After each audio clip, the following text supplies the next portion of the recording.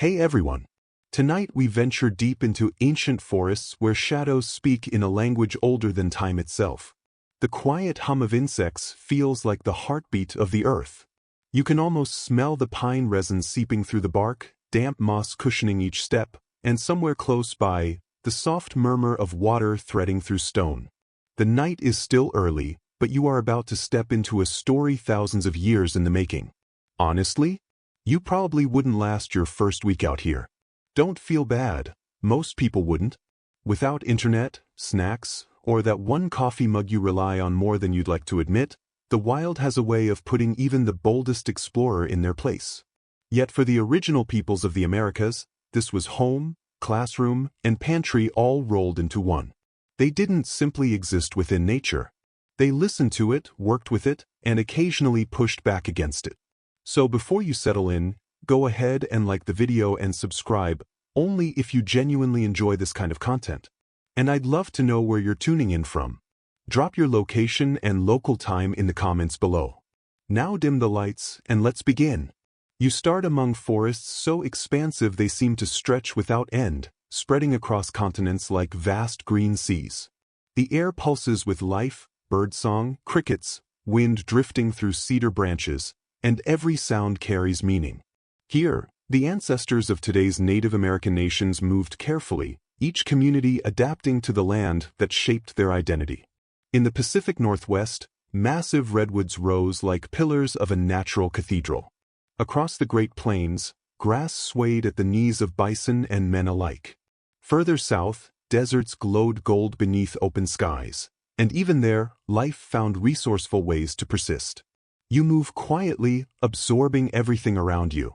Each plant, each impression left in the mud becomes part of a growing vocabulary. To endure here, you must first become fluent in the landscape itself. The people who thrived in this world, long before maps or fences ever existed, did so not by overpowering nature, but by working alongside it. You learn to interpret the wind. It carries the scent of nearby deer or the early warning of approaching rain. You study the ground, noticing where it stays cool from underground streams or warm from sun-baked stone, quiet signals about what lies just beyond sight. A well-established historical fact stirs beneath your feet.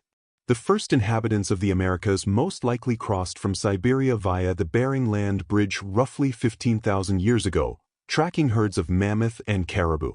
It was not a grand expedition, it was survival, taken one cold step at a time through the relentless grip of an ice age. Even so, these people carried with them memory, ceremony, and knowledge of plants that could nourish or heal. They adapted so thoroughly that within millennia, their descendants flourished from the Arctic to the Amazon. You pause at a riverbank and study the tracks: deer, rabbit, perhaps something larger. The hunt is equal parts skill and chance. Hunger sharpens every instinct. You feel the steady practice of patience handed down across generations. Wait for the wind to change direction. Step where the leaves lie soft. Listen before you move. Somewhere within this same stretch of forest, you come across an unexpected detail. Early hunters sometimes coated themselves in crushed herbs or mud to conceal their scent. Some communities used smoke from burning sage or sweetgrass before a hunt, not only as a practical disguise, but as a form of mental preparation, a way of centering themselves before the pursuit. The ritual wasn't rooted in superstition. It was about focus and discipline. Consider trying something similar before a job interview. It might be more effective than you'd expect. The night grows heavier. A light drizzle settles on your skin. You picture hunters advancing silently through the trees, spears held steady, eyes catching brief flashes of distant lightning. They are at once vulnerable and capable. Vulnerable because one wrong step could mean going hungry, capable because they have mastered the rhythms of the natural world. Historians still debate whether these early societies depended mainly on large-game hunting or smaller-scale seasonal gathering. Some argue that the grand hunts, the chases after mammoths, were rare, celebrated events more likely to be passed down in stories than repeated as daily routine. Others maintain that communal hunts were central to shaping social structures and leadership. The truth, as it usually does, likely rests somewhere in the middle, buried like a fragment of bone beneath centuries of undisturbed soil. You settle beneath a spruce and watch mist drift between the tree trunks. Every sense slows. The forest appears to breathe around you. In this stillness, the real meaning of survival begins to take shape. Not adrenaline. Not raw strength. Observation. A berry bush picked too bare tells you another creature passed through recently. A bird falling silent hints at a shadow moving nearby. Even the growth pattern of moss on a fallen log quietly points toward the sun's direction. There's a quiet satisfaction in recognizing that. These people didn't merely tolerate their environment, they belonged to it. Their tools were modest, but their awareness was remarkable. You can almost feel it transferring to you, that deep, ancestral attentiveness, a gradual shift from observer to participant. The rain becomes something like a lullaby. You think of the generations who slept under these same stars, exchanging quiet stories in the dark, not only about how to stay alive, but about gratitude.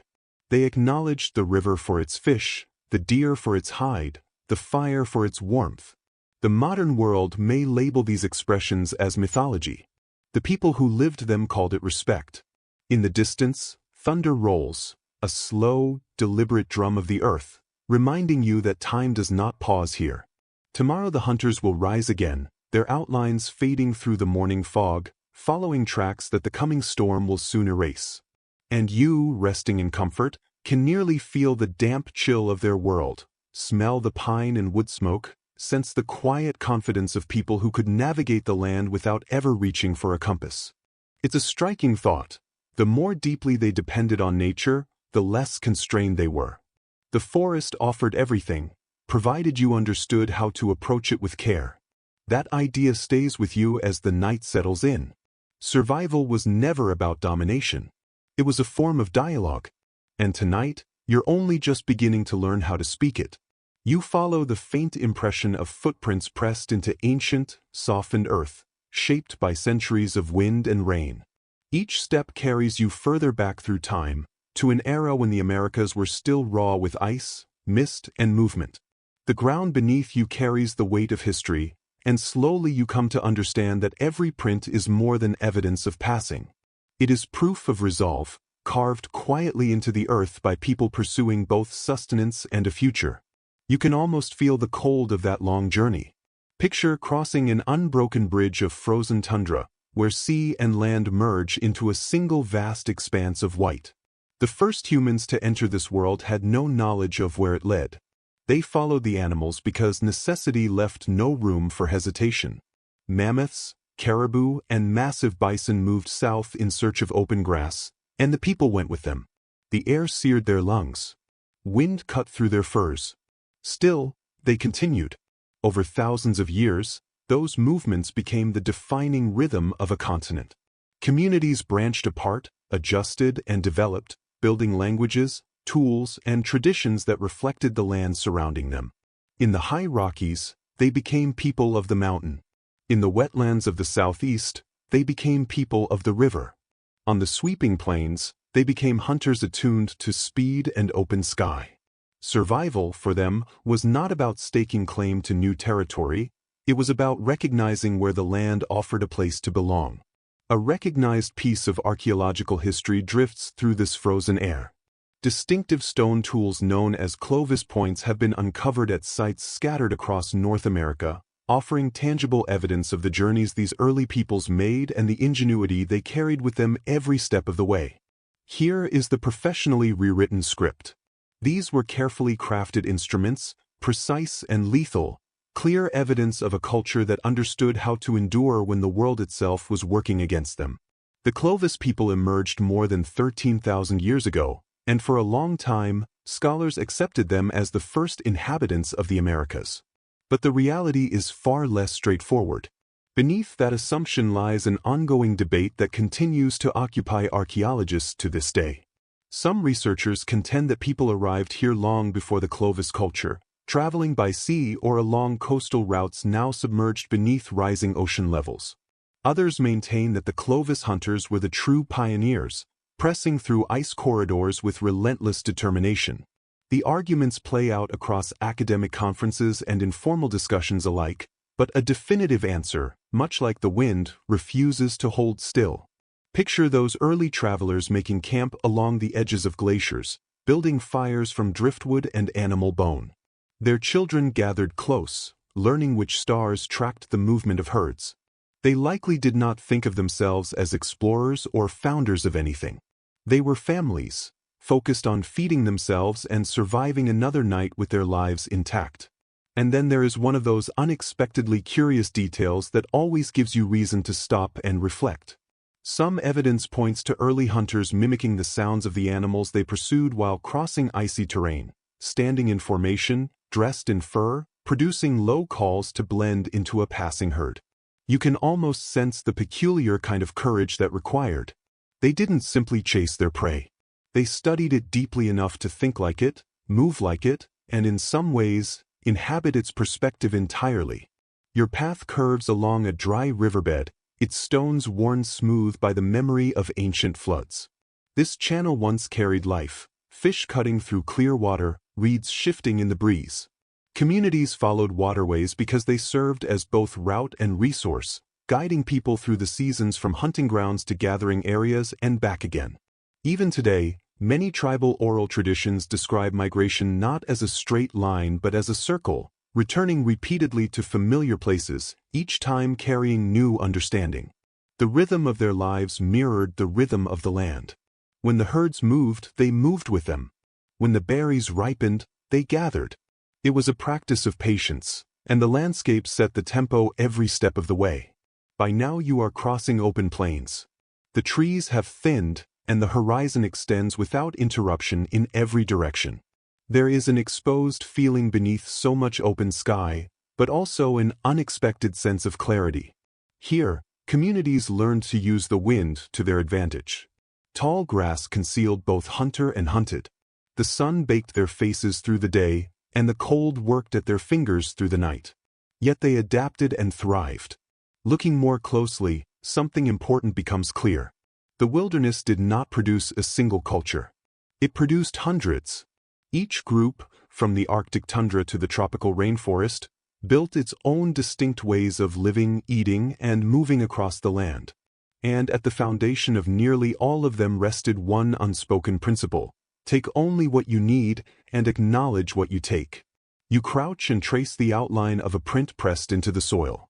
Its edges are clean, the impression firm. It could belong to a deer, a person, or the accumulated memory of both, depending on how long the earth has been holding on to it. The ground retains everything. Listened carefully, it even offers stories. You can picture the first storytellers seated around their fires, weaving accounts of migration and endurance.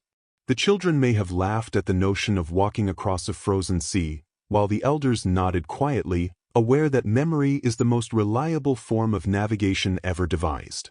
Every story functioned as a compass, pointing the next generation toward food, safety, and an understanding of their place in the world.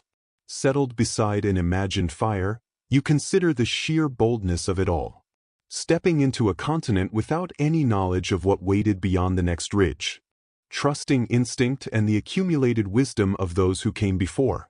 You can almost sense the crunch of frozen ground underfoot, the bite of cold air against exposed skin. In the distance, the shapes of mammoths dissolve into mist, and the people press forward. You close your eyes briefly and try to imagine what it felt like to be simultaneously disoriented and completely at home within such an immense, uncharted world. Survival here was never about constructing barriers or claiming territory. It was about movement, attentiveness, and a recognition of one's own limitations. The wilderness rewarded those who understood balance and made clear the consequences for those who attempted to impose control over it. As the first stars appear, you sense the same quiet sense of wonder that must have accompanied those early travelers. They had no clear picture of where they were headed, yet they went regardless. And because they did, every forest, desert, and mountain range that lies ahead became part of a much larger story, one shared by all of humanity. The footprints gradually fade as the light dims, but the journey itself does not end. Somewhere ahead, rivers continue to flow and herds continue to move. You take one final step and feel the pulse of ancient migration beneath your feet, steady and unhurried, reminding you that every path originates in need and arrives at discovery. The wind changes direction, carrying the scent of pine and water from somewhere in the distance. You raise your head, catching the sound of leaves shifting and the low, layered hum of insects composing their evening chorus. The light has softened, filtering down through a canopy of green that seems to extend without limit. You move deeper into the shade, feeling its cool breath settle around you, and begin to grasp that every sound in this place carries intention. This is not disorder, it is an exchange. You stop and crouch beside a stream. Its surface reflects the sky, silver and restless, murmuring quietly over polished stones. You observe the way it bends and divides, curving around whatever stands in its way rather than pushing against it. There is something deliberate in that motion, something patient. The first peoples studied the land with that same quality of attention, understanding that it too expressed itself in recognizable patterns. A river running wide and shallow suggested a likely spawning ground for fish. A cluster of reeds hinted at edible roots beneath the surface. Birds circling high overhead indicated a carcass or a moving herd somewhere below. The entire landscape functioned as a living reference, one that simply required the effort to understand its terms. Historians broadly agree that many Native American communities developed this form of environmental literacy to a remarkable degree. They held an intimate understanding of their homeland's terrain, without compasses or written records. Hunters could orient themselves in dense forest by the scent of tree sap or the direction moss grew along fallen timber. Gatherers tracked seasonal cycles with precision, sometimes anticipating harvests based solely on the character of the wind. Where modern explorers depended on instruments, these communities relied on perception refined across generations of careful observation. One detail about this ability stands out for its quiet depth. Certain tribal elders taught that the land itself carried moods. The sound of birds calling in the morning might signal that the forest was active and giving. Silence after dark could indicate that the woods were closed off and watchful. These were not poetic expressions used loosely. They formed a functioning system of awareness, translating the natural world's patterns into terms that guided human decisions. To travel safely through this environment, you had to honor those signals, to pause before moving, to acknowledge before taking. You continue alongside the stream, your fingers occasionally brushing the leaves at its edge. Nearby, a frog calls out and the forest responds in kind. It becomes apparent how much daily life here depended on the ability to listen. The people who once inhabited this land did not experience themselves as standing apart from nature. They were woven into it, part of its rhythm, its movement, its ongoing expression. One clear illustration comes to mind. In the dense eastern woodlands, communities such as the Iroquois and the Powhatan established their villages along rivers not only for access to water, but for what the water provided acoustically. The constant sound of flowing water helped conceal the noise of movement, supported safer hunting conditions, and allowed information to travel downstream from one group to another. Here is the professionally rewritten script. Picture them setting fish traps woven from willow branches, the kind designed to let smaller fish pass through freely while holding back the larger ones. No excess, no waste, just a careful relationship with what the water provided. Historians still debate whether this type of knowledge belongs in the category of science or spirituality. Some researchers describe it as protoecology, a structured system of adaptation built on consistent observation and practical data. Others see it as grounded in ritual and intuition. The boundary between those two interpretations is narrow, and it may never have mattered much to the people themselves. What mattered was that they paid attention, and that attention kept them alive. You continue walking. The forest grows denser, and beams of light press through the canopy in thin, angled columns. The air carries the scent of damp soil and bruised fern. Somewhere ahead, a deer exhales sharply. You go still, recalling the lesson passed down from experienced hunters: don't pursue. Hold your position, observe, and allow the world to come to you. There is another small but memorable piece of knowledge worth noting here. Certain tribes reportedly monitored squirrel behavior as a way of anticipating seasonal weather. If squirrels began collecting pine cones earlier than usual, a severe winter was likely approaching. If they left the cones largely untouched, a milder season was expected. It may sound overly simple in retrospect, but those readings were frequently reliable. The animals functioned as natural indicators, and the people gave their patterns genuine weight. You find yourself wondering what the forest might communicate now, if you were willing to slow down long enough to receive it. The longer you move through this landscape, the more clearly the underlying logic reveals itself. Every sound carries a direction. Every scent is a signal. The hum of bees points toward flowers, and flowers lead to berries. The trail of a raccoon may guide you to a stream, and the stream to fish. Nothing here operates by chance. Even decomposition serves a function. What breaks down today becomes the foundation for what grows tomorrow. You sit against a fallen log and let your mind settle on a scene from thousands of years ago. A child being taught which mushrooms are safe to gather. A mother indicating the angle of shadows in the sky, showing her son how to track the hour without a clock. A grandfather walking a younger family member through the plants that ease pain and those that should never be handled. There is genuine comfort in picturing that kind of continuity, knowledge transferred steadily from one generation to the next, as natural and consistent as breathing. A notable fact surfaces in your thoughts. Linguists have observed that many Native American languages tend to use verb forms where English relies on nouns. A mountain doesn't simply exist, it stands. A river doesn't simply flow, it moves. Even stones occupy their position actively. This grammatical tendency points to something deeper in how the world was understood. The land was not treated as a static backdrop. It was regarded as something living, something present.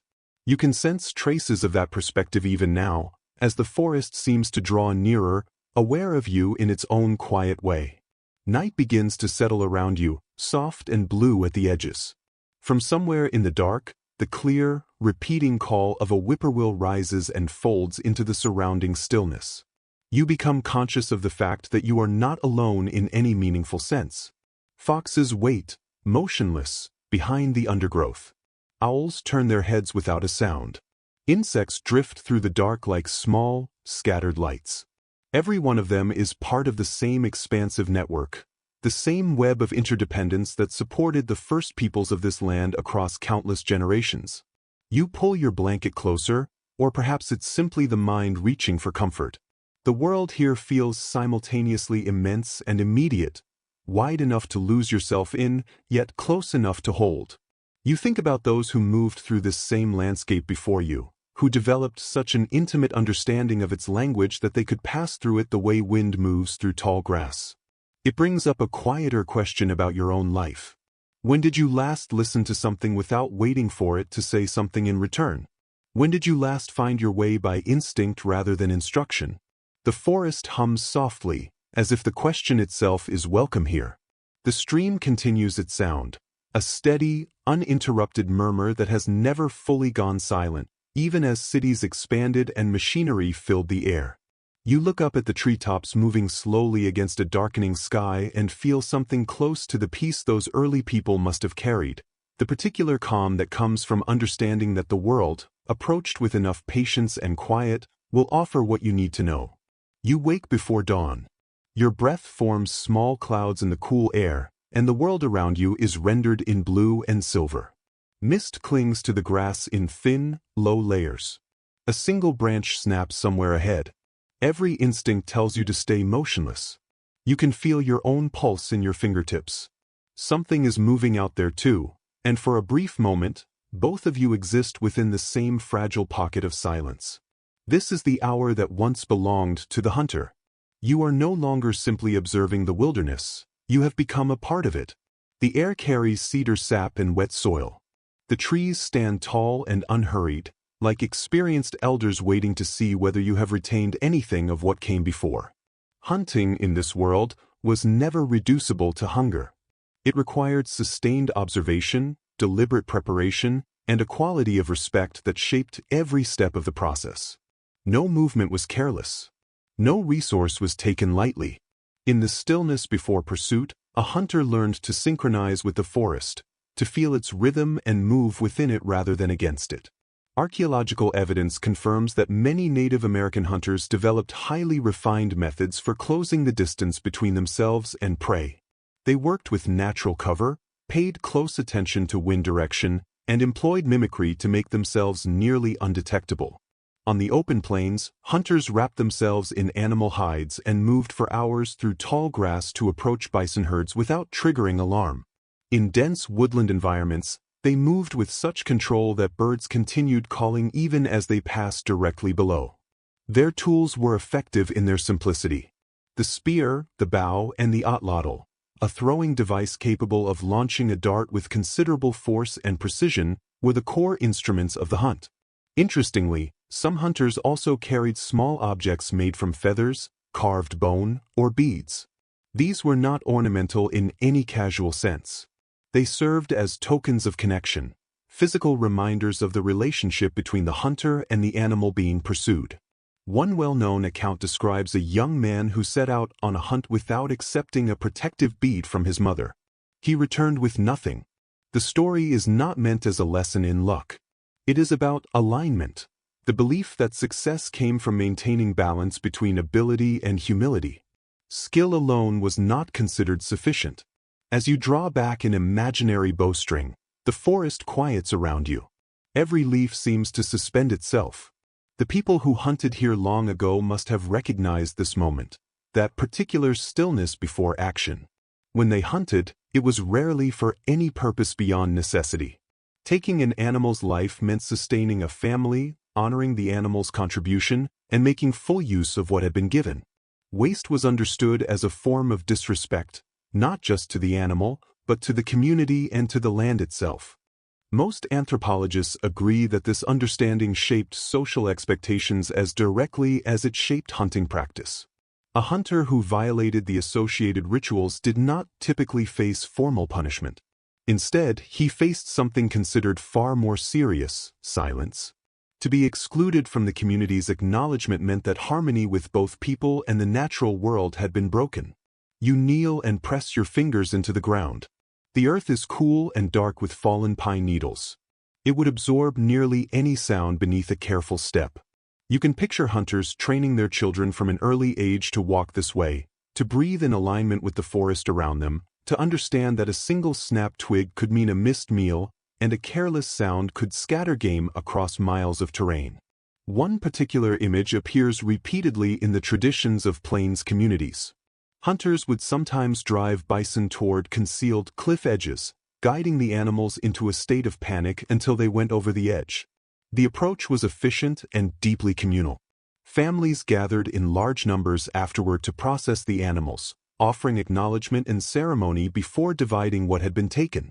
The location itself was treated as sacred, not because of the death that occurred there, but because of the life it sustained.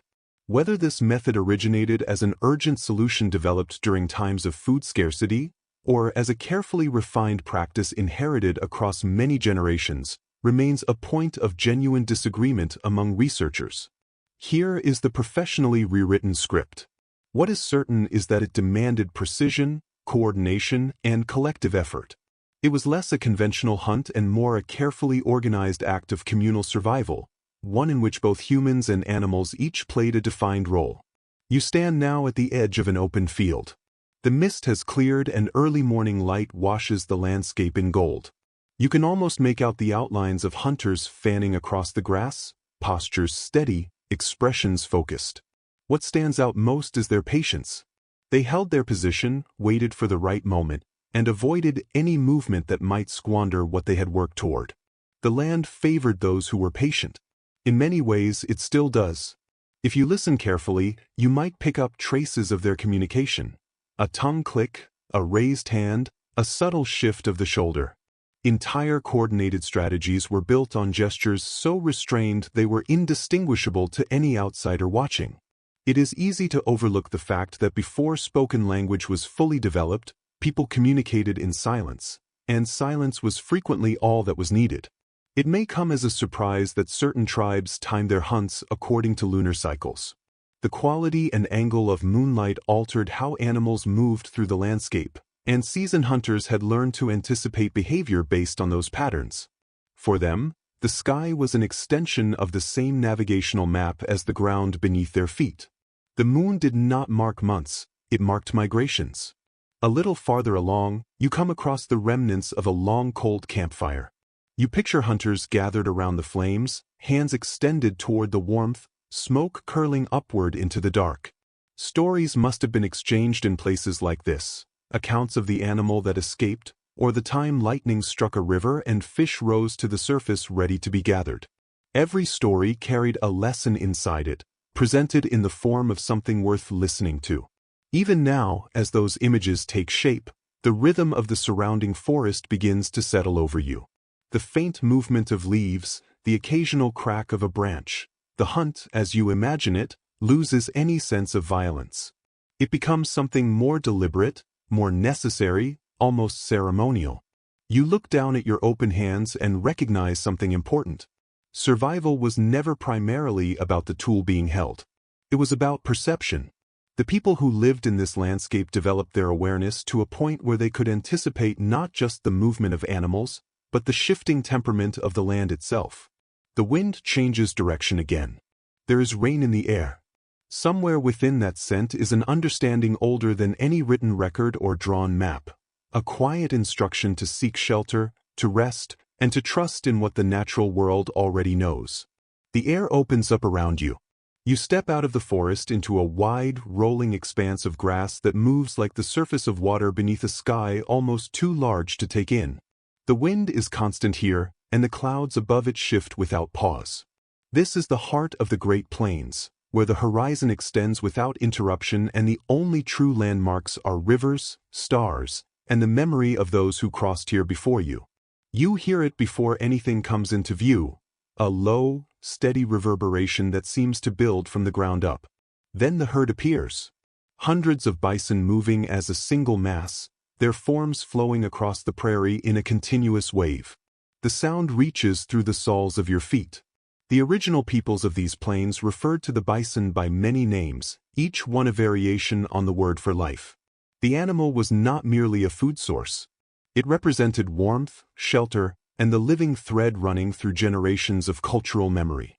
Evidence drawn from ancient bone deposits and preserved rock art indicates that entire communities once organized their movements around bison migrations. They built their sense of time around the animal's patterns, knowing through long experience when to travel, when to rest, and when to begin preparing for the cold months ahead. The bison provided for nearly every material need. Its meat fed families through harsh seasons. Its hides became clothing and the coverings for shelters.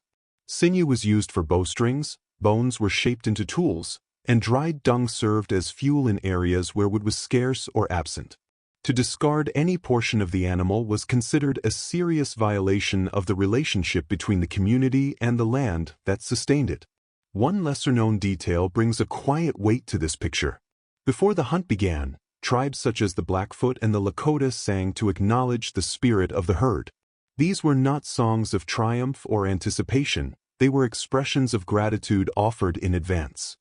Hunters held the belief that a calm herd reflected a respectful approach, and they asked, in their own way, for permission before taking life. That act transformed what might otherwise be understood as a practical necessity into something closer to ceremony. Ethnographic research confirms that the hunt itself required a high level of coordination. A single rider might move alongside a bison, guiding it steadily toward the edge of a concealed drop, while others waited below to begin processing the animal. In larger operations, entire villages took part, elders observing from elevated ground, younger members positioned to direct the movement of the herd using stones and noise. The effort involved every generation. It was physically demanding and carried real risk, but it also produced something that extended beyond survival. Success meant the community was provided for through the difficult months ahead, and that knowledge carried its own kind of relief. Scholars continue to debate whether these large-scale hunts were primarily practical or ceremonial in nature. Some historians argue they took place mainly during periods of abundance, allowing communities to build and preserve substantial reserves. Others propose they were timed to align with ritual observances honoring ancestral connections. Both interpretations may hold some truth, interwoven the way grass and wind are inseparable across the open plains. You pause for a moment, the sun resting warmly on your shoulders. You consider what it must have meant to live here without fixed boundaries, moving in relation to the herds rather than in resistance to them. Each morning carried the possibility of what the day might bring. Each evening reflected what had been accomplished.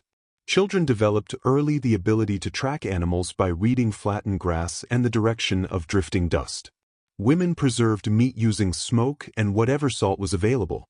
Men maintained their equipment and passed the value of patience to the next generation as one of the most essential skills a person could carry. One practice that may be unexpected is the tribe's deliberate use of fire to manage the landscape. By setting controlled burns across sections of grassland, they encouraged new growth that in turn attracted bison and deer. Contemporary ecologists now recognize this as a sophisticated land management technique. Fire, in this context, was not an act of destruction. It was a means of renewal, a way of keeping the earth productive and the animal populations healthy. These communities understood that the natural world responds to balance, not to control imposed from outside. You start moving again. The wind pushes against you steadily, like something with intention. Beneath the surface of the ground, you can almost sense the residual energy of countless hooves. These animals gave shape to the heartbeat of the continent. Without them, the cultures that developed across the plains could not have taken the form they did. The bison was not simply prey. It was, in a very real sense, a guide, demonstrating through its seasonal patterns how to exist in alignment with the rhythms of the natural world. There is a moment that assembles itself clearly in the mind. The sun low and amber, the air heavy with dust. Hunters moving across the open ground, faces marked with clay to reduce their visibility against the land, the mingled scent of exertion and dry grass surrounding them. Then the pursuit begins, direct, committed, the kind of call that rises from somewhere deeper than the throat. The valley fills briefly with sound and motion, and then quiet returns. Smoke lifts from fires in the distance as families begin the work of preparing what the hunt has provided. Children move through the grass around them, and the voices of elders carry low and even beneath the open wind. What you recognize in that image is not simply the act of survival. It is the structure of a community, one in which the hunt drew every member together and made clear that no individual endured this landscape alone. Oral traditions preserved across generations record that some tribes believed the Great Spirit had sent the bison as a living connection between earth and sky. Its breath was the wind, its bones were the hills. Its death, carried out with the proper respect, was understood to renew the world rather than diminish it. You can sense some trace of that reverence even now, as though the prairie itself has held onto the memory. As night settles in, the horizon burns deep orange before shifting to violet. Grass brushes against your legs with each step. The wind carries the faint, familiar scent of cooking fires, distant but reassuring. You picture the flavor of roasted meat, the easy laughter of hunters winding down, the low, collective exhale of gratitude that follows a day of hard, purposeful work. You stretch out in the tall grass and watch the stars emerge one by one, the same stars those hunters once used to find their way across the open plains, the same stars that still shine over their living descendants, who continue to honor those traditions through ceremony, story, and song. The night settles around you without force. You close your eyes to the faint, residual sound of hooves, the wind that never fully goes quiet, and the dignified legacy of a people who built their lives in genuine partnership with an enormous, open sky. You wake to salt in the air. The wind has shifted, cooler now, sharper, carrying the calls of gulls and the unbroken sound of waves folding over one another. The forest has receded behind you, giving way to wide shorelines of gray pebble and green-brown seaweed. The ocean extends ahead, vast and resistant to full understanding, yet generous in the ways it has always been. Morning light scatters across the water's surface. You move closer and feel the cold spray reach your face. The air smells alive, metallic, clean, immediate. Farther down the beach, a group of people move together in a shared rhythm, hauling a heavy net between them. They work without speaking, exchanging only glances and gestures, the same unspoken language used by those who came before them across countless generations. Historical records indicate that many coastal communities, including the Haida, The Tlingit and the Mucka constructed entire economies around the sea.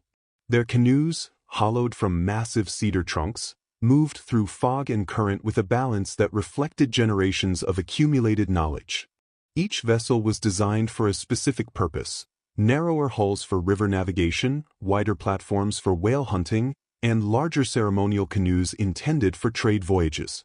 Watching them cross the water must have resembled a procession of purposeful sculptures, each stroke of the paddle both a practical act and a refined skill. One unexpected practice adds dimension to this world of water and coastline. Before pushing off from shore, some fishermen placed their paddles briefly against the surface of the sea and spoke a short, quiet acknowledgement, a form of conversation with the water itself.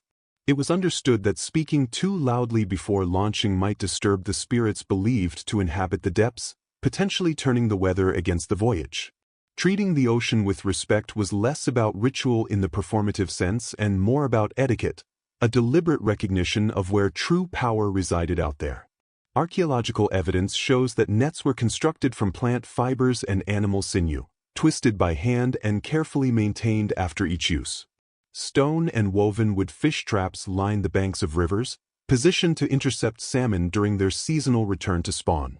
These approaches required both patience and an intimate understanding of natural cycles.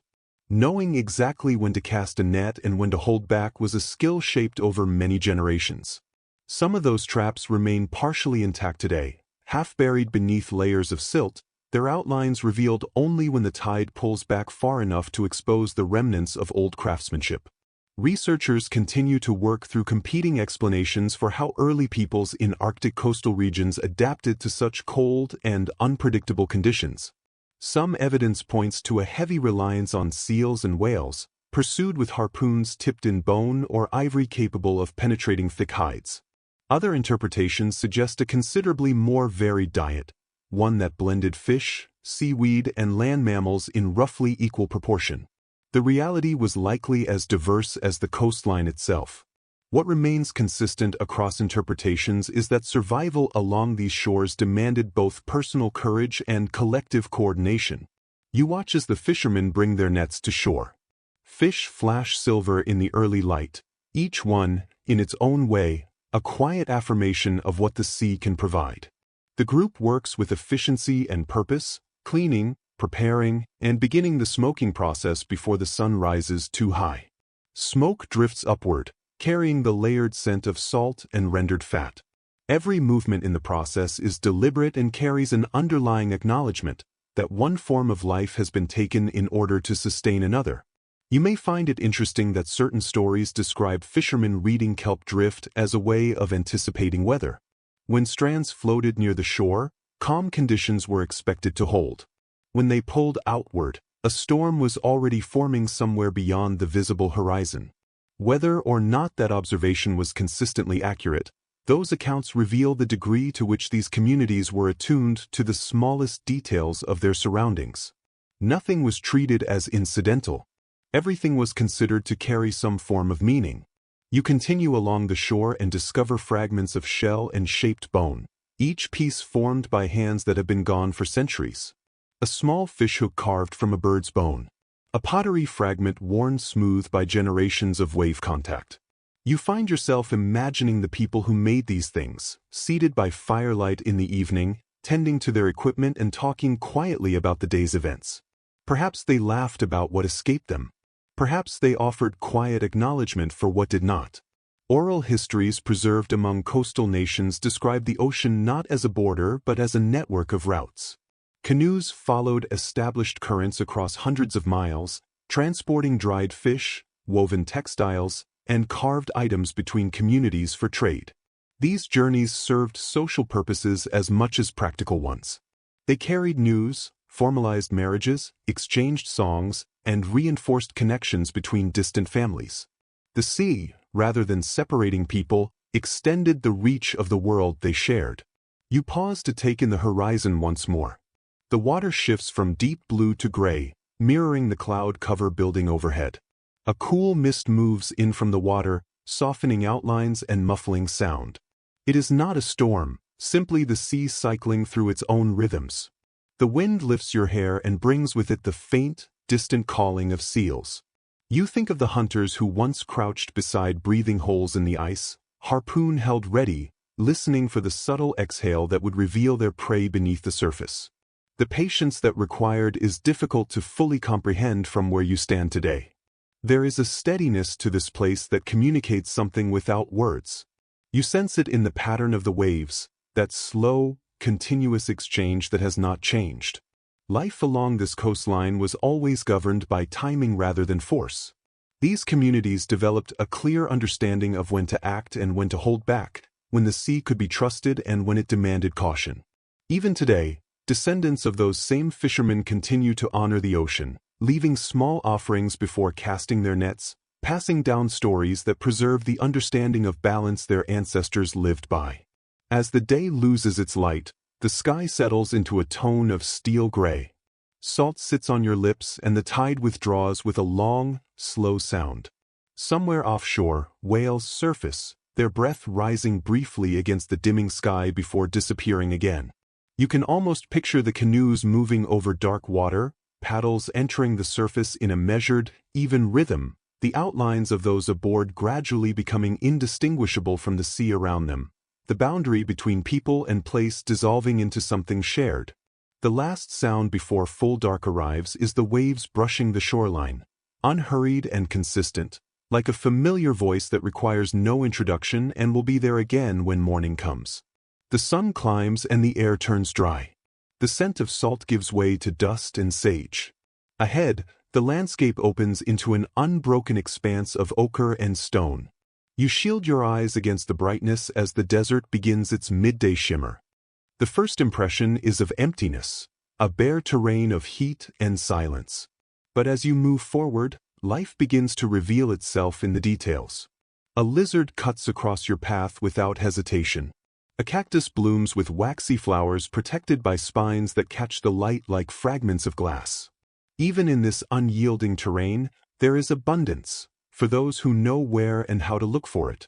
Cultural historians note that desert-dwelling peoples of the American Southwest, including the ancestral Puebloans, the Hohokam and later the Apache and Navajo, built complete and complex worlds within what appeared to others as emptiness. They understood the patterns of wind and sun, and they developed the capacity to transform scarcity into a refined way of living. Their homes were carved into cliffsides where overhanging stone provided natural shade. Their routes followed the faint green signal of rivers that ran only during certain seasons. To those passing through, it looked like survival against overwhelming odds. To the people who lived there, it was simply home. One unusual but telling detail survives in certain oral accounts. Desert travelers sometimes carried compact balls of dried cactus pulp that had been saturated with water. These served as emergency reserves. When thirst arose and no water source was within reach, the pulp could be chewed slowly, yielding moisture without any waste. The ingenuity behind that practice reflects how precisely these communities understood every resource available to them. Every plant in this landscape functioned as a source of knowledge. Researchers have documented that early desert farmers were among the first in North America to develop irrigation infrastructure. They cut channels through rock and clay, redirecting seasonal floodwaters toward their cultivated fields. Corn, beans, and squash grew alongside amaranth and wild tobacco. They also cultivated cotton, processing it into woven cloth well before European contact. What registers to modern eyes as barren terrain was, in the hands of these communities, a functioning network of soil, seed, and long-practiced patience. There is no clear consensus on why some of these early desert civilizations eventually relocated. Archaeological findings point to drought in some cases and to evidence of conflict or gradual migration in others. Certain researchers believe the land itself shifted, drying at a rate that outpaced the ability to adapt. Others suggest that these communities followed their established seasonal logic, treating their cliffside homes as intentionally temporary structures rather than permanent settlements. The ruins that remain offer quiet, incomplete answers, their full stories still partially buried beneath sand and sunlight. You pause to clear sweat from your face. The heat presses down with consistency, though it is not without its own form of beauty. The air distorts the horizon into something liquid. Ahead, a dust devil turns in a brief, restless spiral. You approach a stand of prickly pear cactus, the pads weighted with deep red fruit. The flesh bleeds vivid color when cut open. The people who inhabited this land knew precisely when to harvest it. Too early and the taste was sharp and unpleasant, too late and the birds would have claimed it entirely.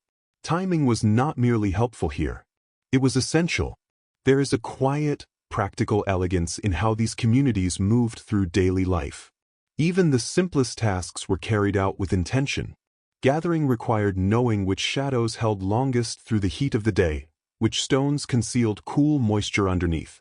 Night travel was frequently safer and more comfortable than moving under the full sun. By moonlight, the desert lost some of its severity and the stars became a reliable navigational reference. You can almost picture travelers moving in the dark, starlight on their faces, gravel shifting quietly beneath each step. An old Navajo story describes a time when the desert withheld its rain.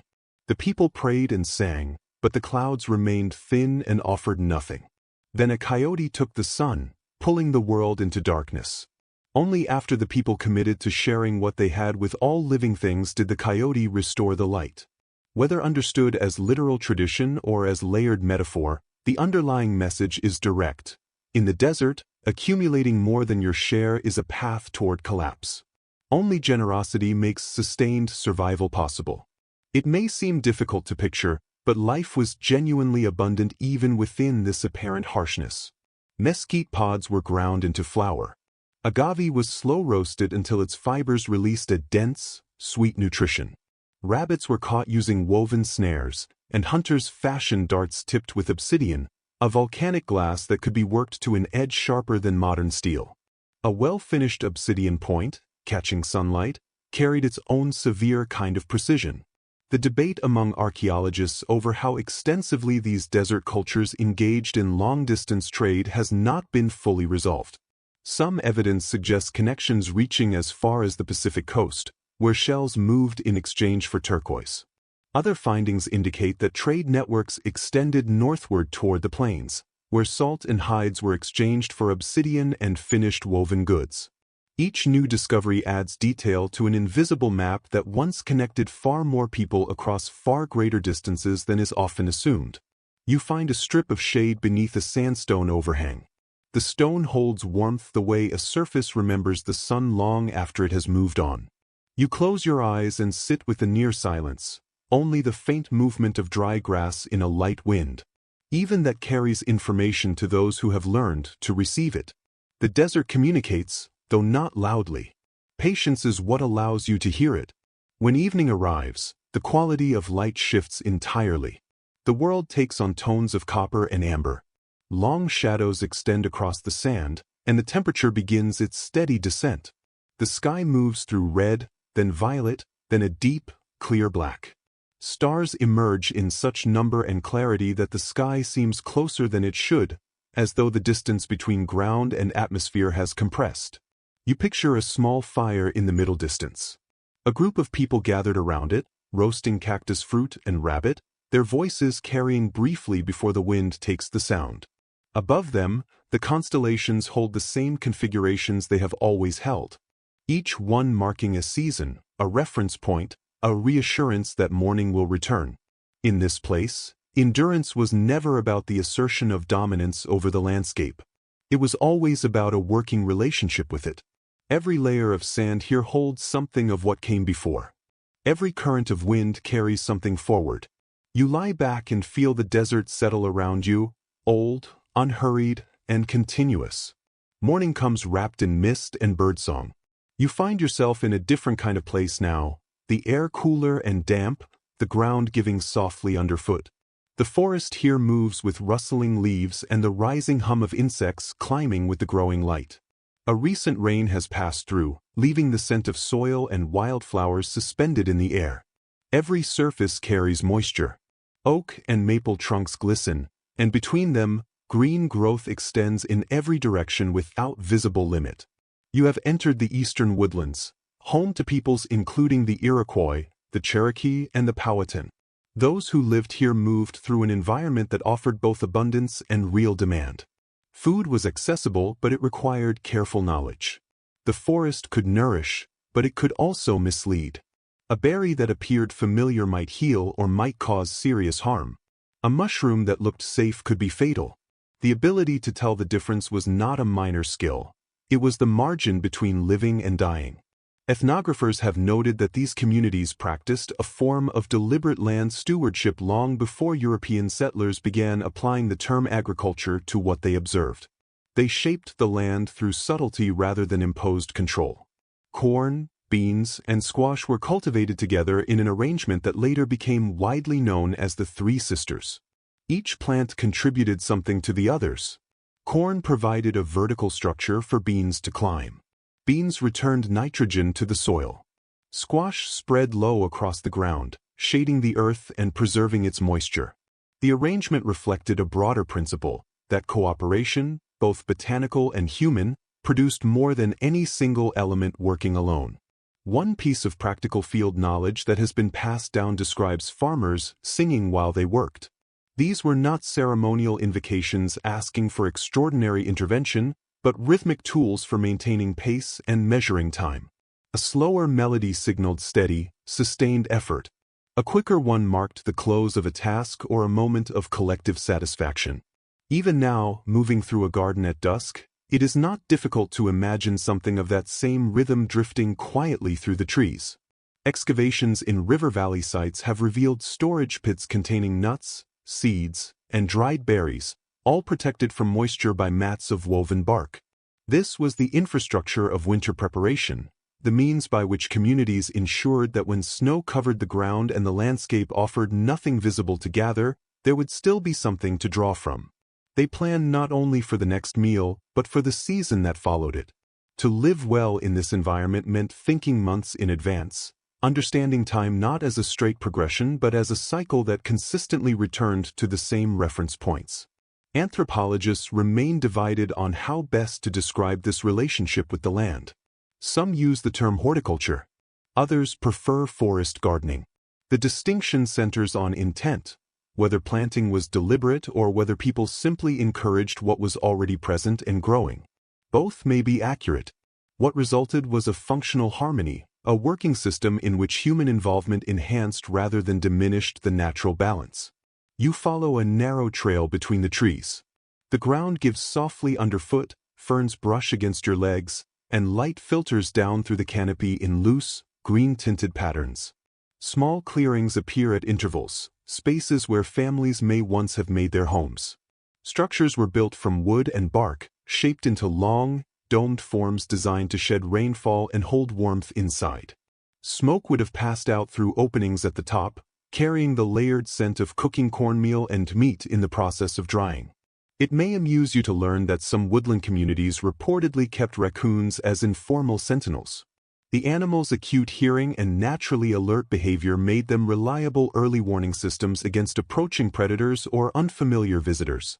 If a raccoon abruptly disappeared or began making noise without an obvious cause, those nearby understood it as a signal that something, or someone, was moving through the surrounding dark. Even the local wildlife, it seemed, contributed to the security of the household. Researchers have observed that community life in these woodlands was structured around the principle of collective sharing. One family's surplus was understood as everyone's insurance. Food was stored and distributed according to need rather than individual ownership. A hunter who returned with meat brought it back not for personal recognition but out of an obligation to the group. Taking more than circumstances required was considered a form of imbalance that invited future hardship.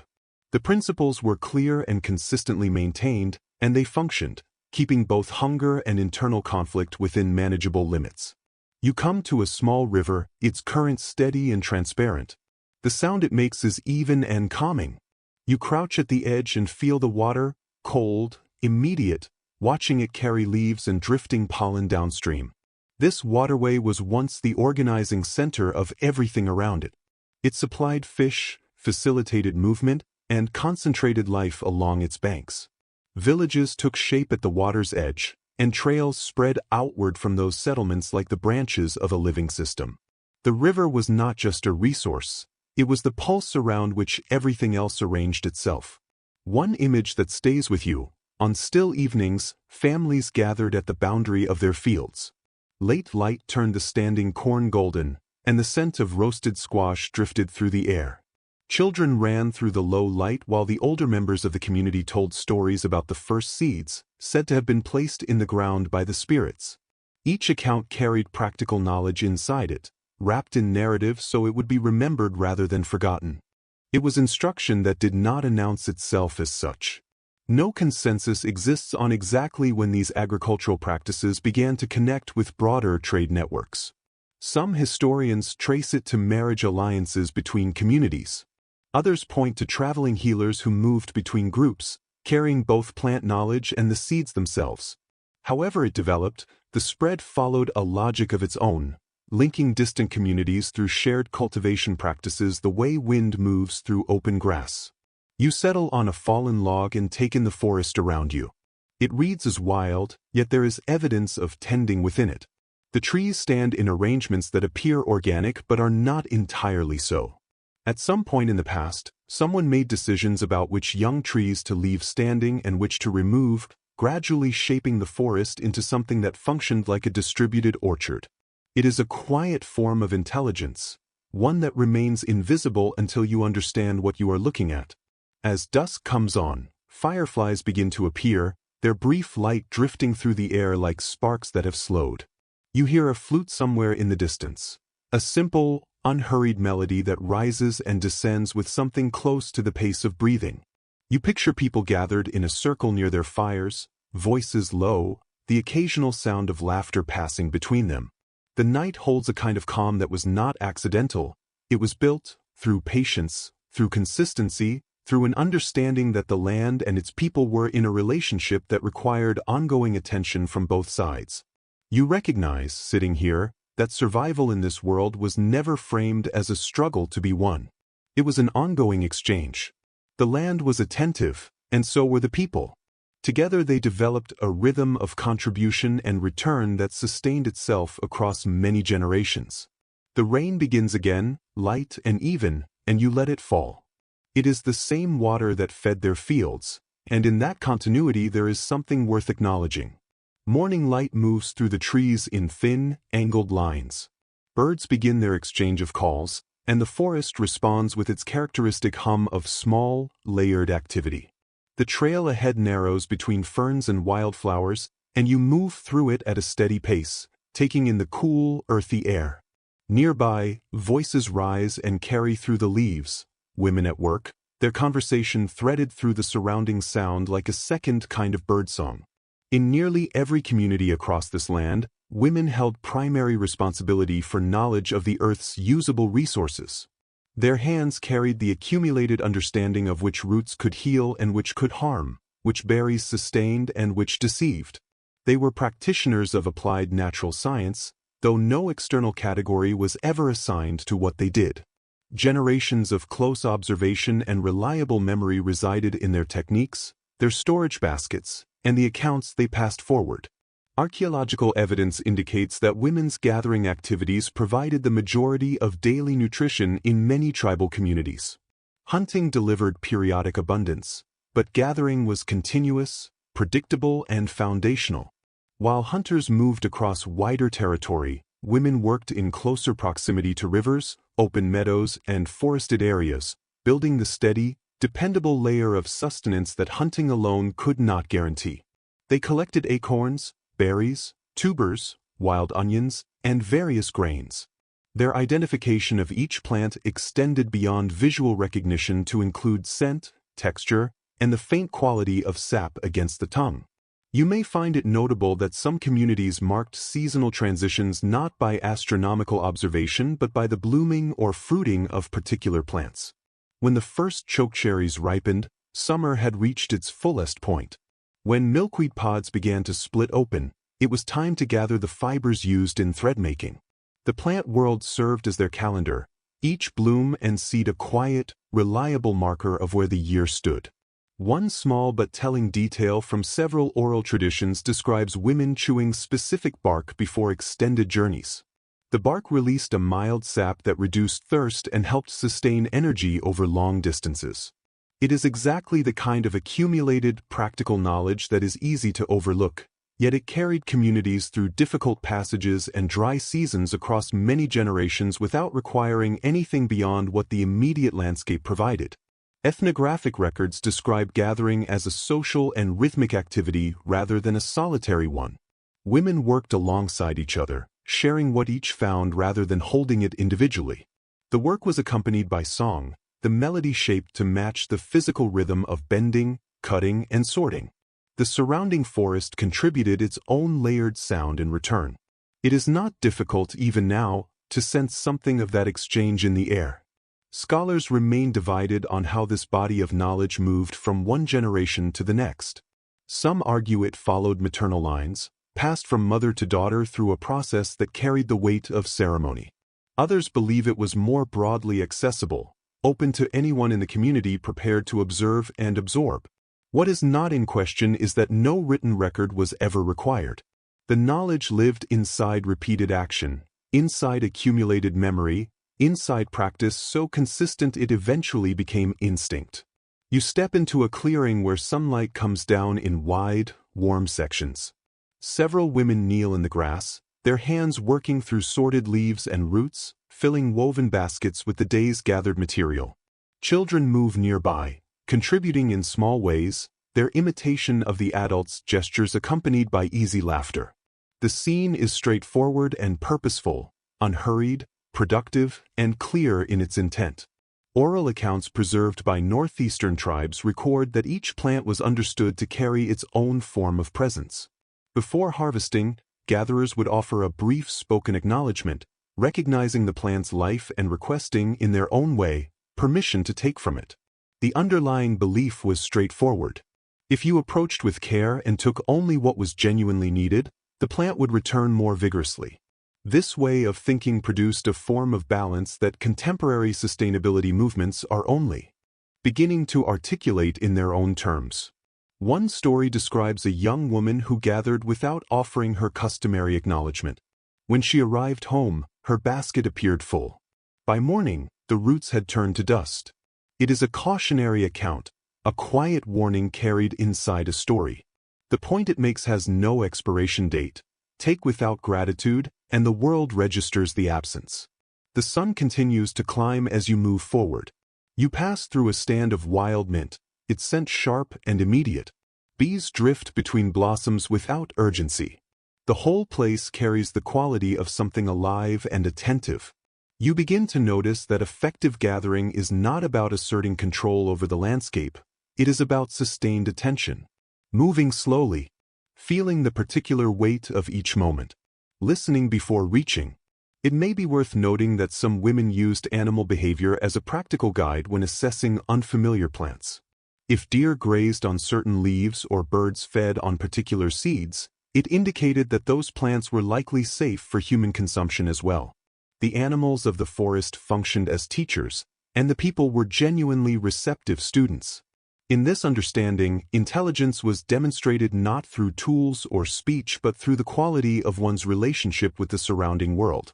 Picture the baskets now full, red berries, golden roots, green herbs still carrying moisture from the morning. These baskets were more than carrying vessels. They were extensions of the hands that shaped them. Woven from reeds, bark, or dried grasses, each one bore patterns specific to its maker, designs that communicated something about family, homeland, and identity. Researchers have observed that basketry was frequently accompanied by storytelling. As women worked, they transmitted lessons through the form of narrative. A story involving a jealous plant might caution against taking more than one's share. An account featuring a generous animal might reinforce the value of compassion. Children who were present absorbed not only information but the values that gave that information meaning. As the afternoon fades, the women begin the walk home, baskets balanced on their backs with the ease of long practice. The air carries the mingled scent of crushed plants and wood smoke from fires burning at a distance. The forest holds golden light as the day closes.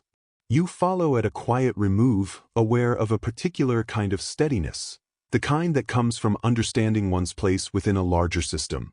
The gathering has ended, but its rhythm continues to register in some internal way. It stays with you the way a pulse does, slow and consistent. A reminder that survival was not always a matter of speed or force. Often it was the patient, deliberate practice of knowing when to take, when to hold back, and when to offer acknowledgement for what had been received. Night settles across the trees in shades of blue. The first stars appear, and you picture those same women glancing upward, offering a quiet word to the sky, grateful for another day that provided enough. Firelight shifts against the walls of a small shelter. You sit near the warmth and feel smoke drift upward into the cooling air. The scent of wood and drying meat surrounds you, dense and familiar. This is where the deeper work of survival takes shape. In the open landscape, locating food is only the first part of the task. Ensuring that food remains usable through the difficult months ahead is what determines whether a community makes it through to spring. Historical accounts from early outside observers indicate that native peoples across the Americas had developed sophisticated food preservation practices well before any contact with refrigeration or metal storage technology. Fish were smoked beside rivers. Fruit was laid out to dry under open sun. Corn was placed in sealed underground pits lined with dried grass. Every region maintained its own set of methods, each refined across generations and shaped by the specific conditions of the surrounding landscape. A catch made in summer could sustain a family through the depths of winter. One practice noted by early travelers describes northern tribes using cleaned and sealed animal bladders to store fish oil and berries. These natural containers held their contents reliably through both freezing temperatures and the thaw that followed. The approach may sound unusual by modern standards, but it functioned effectively. In a world where every available resource carried weight, practical ingenuity was not considered remarkable, it was simply expected. Cultural historians emphasize that preservation work was not only a survival strategy but a social one. Families came together at smokehouses and drying racks, working from early morning through the end of the day. Tasks were distributed and carried out in a shared rhythm. One person managed the fire's temperature. Another cut meat into uniform strips. Another kept the children engaged and alert. These were long, unhurried hours filled with conversation, laughter, and the quiet satisfaction of work that clearly mattered. Scholars continue to assess conflicting evidence regarding when these preservation techniques first developed. Some propose they emerged as direct responses to food shortage. Others argue they evolved alongside seasonal patterns as a natural extension of the cycle of gathering and storage. Regardless of origin, the result was consistent. A culture built around the practice of thinking ahead. Food carried meaning beyond its nutritional value. It held the memory of the hands that prepared it and the warmth of the fires that had worked it. You can almost construct the image. Thin sections of salmon suspended over slow smoke, shifting gradually from silver to a deep, burnished orange. Strips of venison stiffening on open racks in the moving air. Braided corn hanging from interior beams, the yellow kernels catching whatever light reaches them. Each item placed with intention. Each process given the time it requires. Nothing is rushed into completion. It may come as a surprise that some tribes created a preserved food by combining berries with rendered animal fat and pounded dried meat, a preparation now commonly referred to as pemmican. The mixture could remain viable for months, sometimes years, and was routinely carried by travelers crossing mountains and extended stretches of open plains. A modest portion contained enough sustained energy to support a full day of physical movement. It functioned as both nutrition and a practical form of medicine, effective in its simplicity, enduring in its application. You shift closer to the fire and listen to it work. The sound is one that has not changed. The same steady crackling once filled encampments across an entire continent, providing both warmth and a kind of reassurance through the long darkness. Smoke wraps around you, and for a moment you can almost detect the particular sweetness of maple sap reducing over heat. In the northeastern woodlands, that scent marked the return of spring, and with it, the return of abundance after a long period of drawing from what had been preserved. Nearby, you picture a grandmother guiding her granddaughter through the process of wrapping dried herbs in sections of bark, preparing them for storage and later use in healing. The exchange is unhurried and close. This is how essential knowledge moved forward, not through formal instruction but through shared experience. Techniques were held in memory through rhythm, through scent, through the physical sensation of handling a plant repeatedly until the knowledge resided in the hands as much as in the mind. Archaeological excavations have uncovered storage pits lined with woven material and sealed with clay. When accessed months later, the contents remained usable. It represented a form of practical engineering made invisible by the fact that it had become tradition. Each community developed its approach based on local conditions. In the humid south, smoke and salt were primary tools. In dry desert regions, open sun provided what was needed. In the far north, cold itself became the most reliable preservative. What unified all of these approaches was a single operating principle: what you secure today sustains you through tomorrow. There is something grounding in that idea. Every portion of stored food carried within it the memory of collective effort. Each winter meal reflected summer labor. Preservation, practiced this way, was not only a practical act. It became a form of ongoing acknowledgement. It reinforced patience. It demonstrated gratitude. It required humility about what the future might bring and what the past had made possible. An image stays with you. Families gathered around low fires, sharing dried meat and portions of nuts while snow accumulates against the outer walls. Beyond the shelter, the landscape is silent except for the wind. Inside there is warmth, easy conversation, and the familiar sound of a story being told, one that everyone present already knows, and that no one has grown tired of hearing. One detail worth noting: some accounts describe hunters returning from a successful effort being welcomed not with loud celebration, but with soft, measured songs.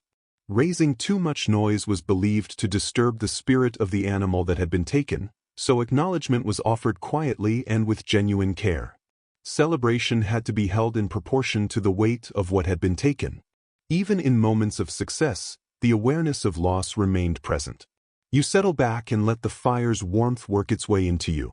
The wood pops quietly, sending small sparks upward in brief, spiraling arcs. You find yourself thinking about these ordinary acts: the drying, the smoking, the careful storing away. Within each one lives something that resembles faith. A belief in tomorrow. A commitment to continuity.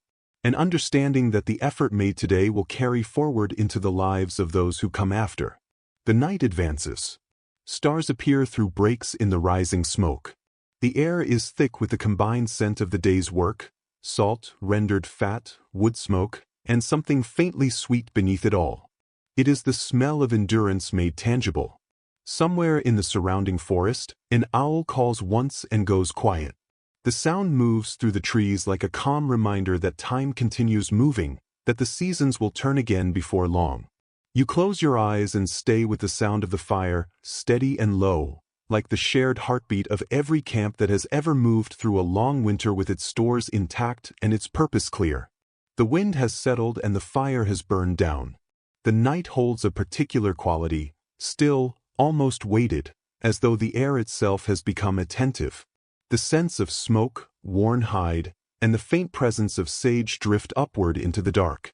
The camp around you has grown quiet, apart from a few voices kept deliberately low. This is where something shifts.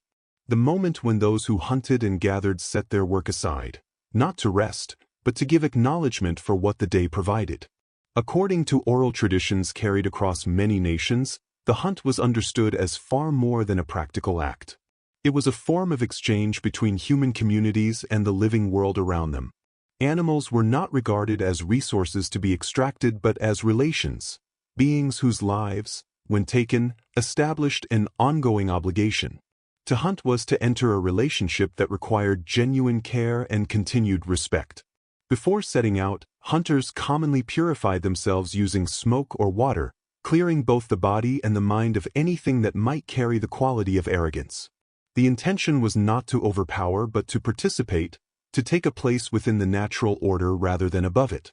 It may be unexpected to learn that in some communities, hunters also observed restrictions on what they ate before a hunt. Certain foods were believed to interfere with their sensory awareness or to create an imbalance that might offend the spirits of the animals they pursued. Some hunters also avoided looking directly at their weapons until the appropriate blessing had been completed. Every detail of preparation carried purpose.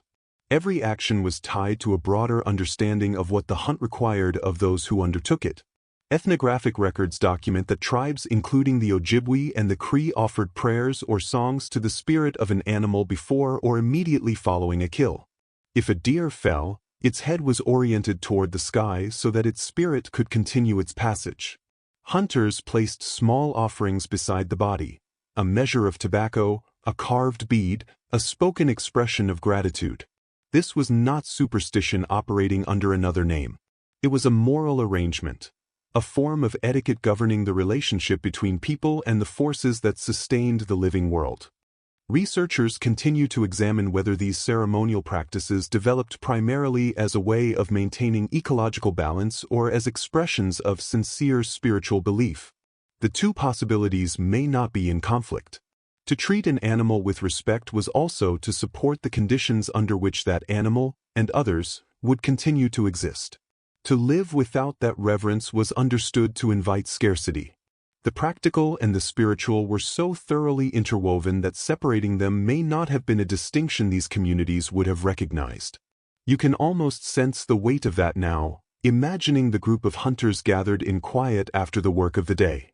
Their expressions are composed, their faces lit by firelight, their long shadows extending across the ground behind them. The air carries the sense of blood and smoke, yet there is no quality of aggression in this space, only acknowledgement. One person begins to hum, a low and even tone, like wind moving through the upper branches of pine. Others join, each voice finding its place within a shared sound that settles somewhere inside you. This is not music made for reception or performance. It is made for balance.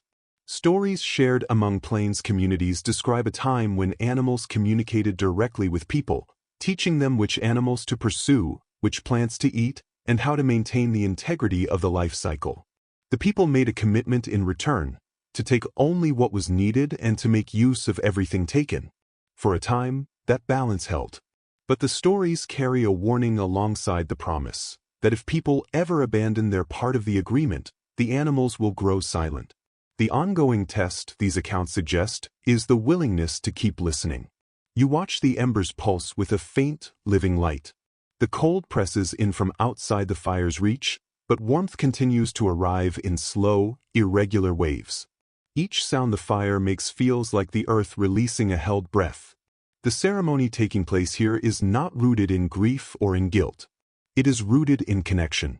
When a hunter consumes the animal they have taken, the belief holds that the animal's spirit enters alongside the nourishment, its strength becoming part of the hunter's own. Death, understood this way, is not a conclusion. It is a transition, a continuation of something that does not simply end. A legend from the Pacific Northwest tells of a young hunter who took the life of a bear without offering any acknowledgement. That night in his sleep, the bear entered his shelter, its gaze carrying something closer to sorrow than anger. When he woke, his arrows were broken and his traps yielded nothing. Only after he composed and offered a song of genuine apology did the forest become accessible to him again. The image is striking but not harsh in its intention. The story carries a clear message. Gratitude restores the terms of exchange for both parties involved. Researchers have pointed out that this spiritual orientation shaped social structures as directly as it shaped hunting behavior. The person responsible for the kill held no exclusive claim to the meat. It was distributed according to need, making fairness a built-in feature of the process rather than an aspiration. The hunter's standing within the community was earned through generosity, not accumulation. This principle survives in many indigenous communities today, carried forward through contemporary gatherings and shared meals. One detail worth noting: some hunters treated dreams as meaningful sources of information about an upcoming hunt. Dreaming of an eagle was read as a sign that success was approaching. Dreaming of moving water suggested that patience would be required before conditions aligned. The interpretation of dreams was considered a form of communication with the spirit world, and those who demonstrated consistent skill in reading them were regarded as valuable guides within the community. As the night moves deeper, a particular stillness settles in. The forest holds its sound. You think of the number of nights across history when fires like this one burned across the full breadth of the continent, from frozen tundra to open desert, from mountain ridgelines to coastal shores. Each one a small, persistent light in the surrounding dark. Each one carrying the same essential understanding, that respect, gratitude, and renewal are not separate values but a single, continuous practice. The ceremony concludes without formal words. The hunters lower their heads, the fire continues its quiet work, and the night resumes its natural rhythm. The sky above feels closer than it did, present, observant, offering something that functions like forgiveness without being asked. You close your eyes and hold the sense of how these actions, modest, consistent, and grounded in humility, wove human life into the larger pattern of existence. When you open your eyes, the embers have dimmed and the eastern edge of the sky carries the first, faint trace of coming light. The fire has returned its warmth to the air. You rise carefully, feel the cold settle around you, and stay where you are for a moment longer. Behind you, the camp is beginning to stir toward another day. But you remain still. You let the last residual warmth from the fire reach your skin.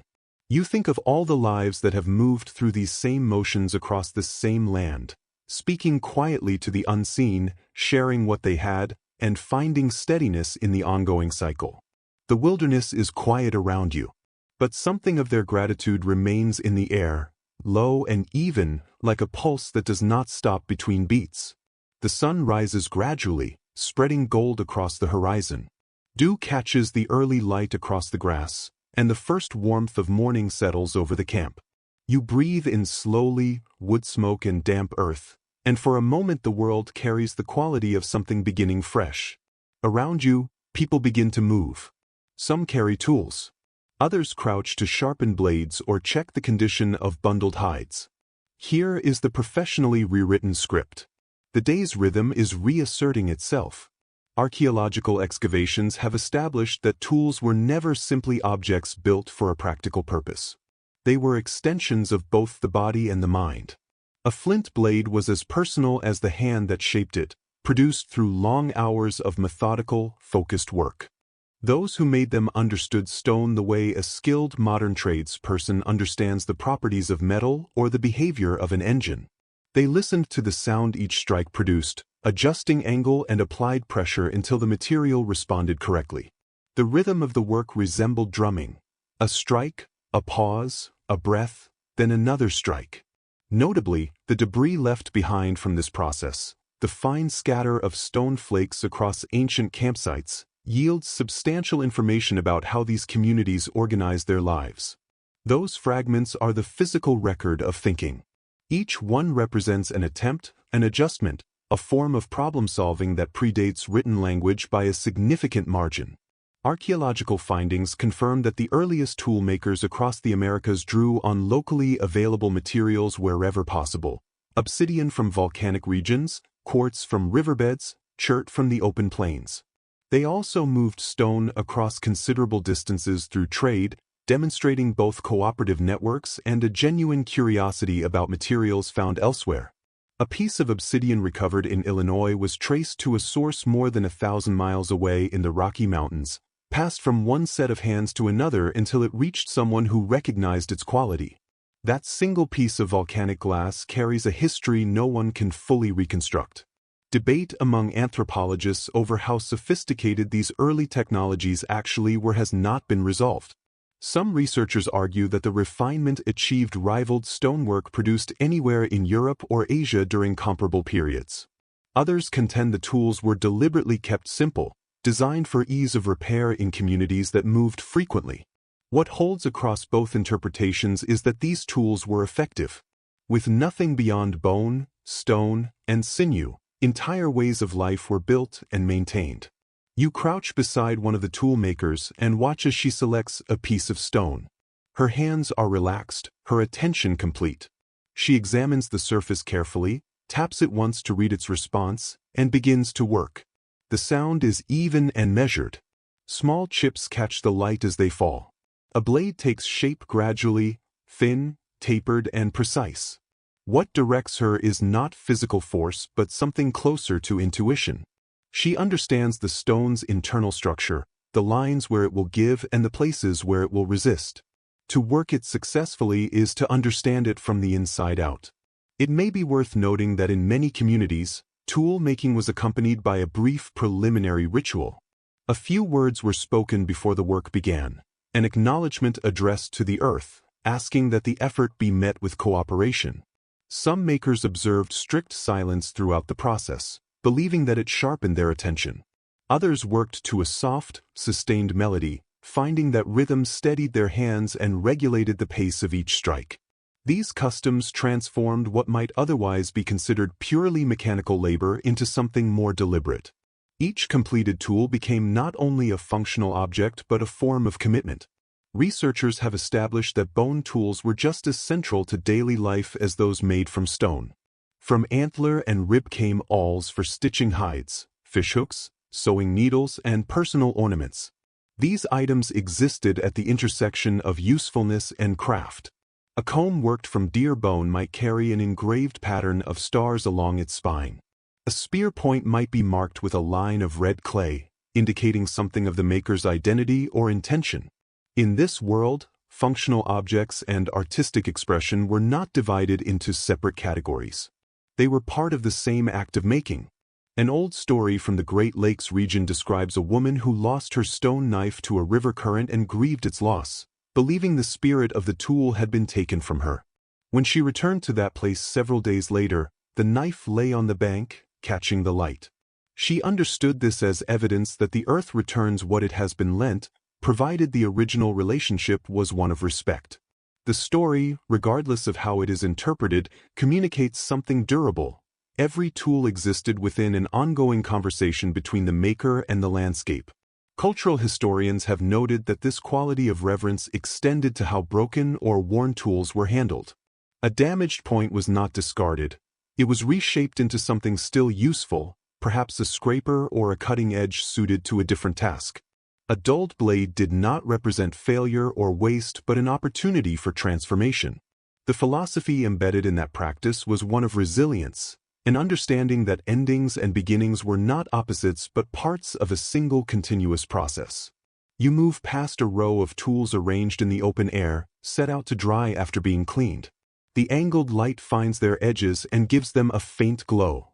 The scene has an almost hypnotic quality, the way coherent order emerges from what began as raw material.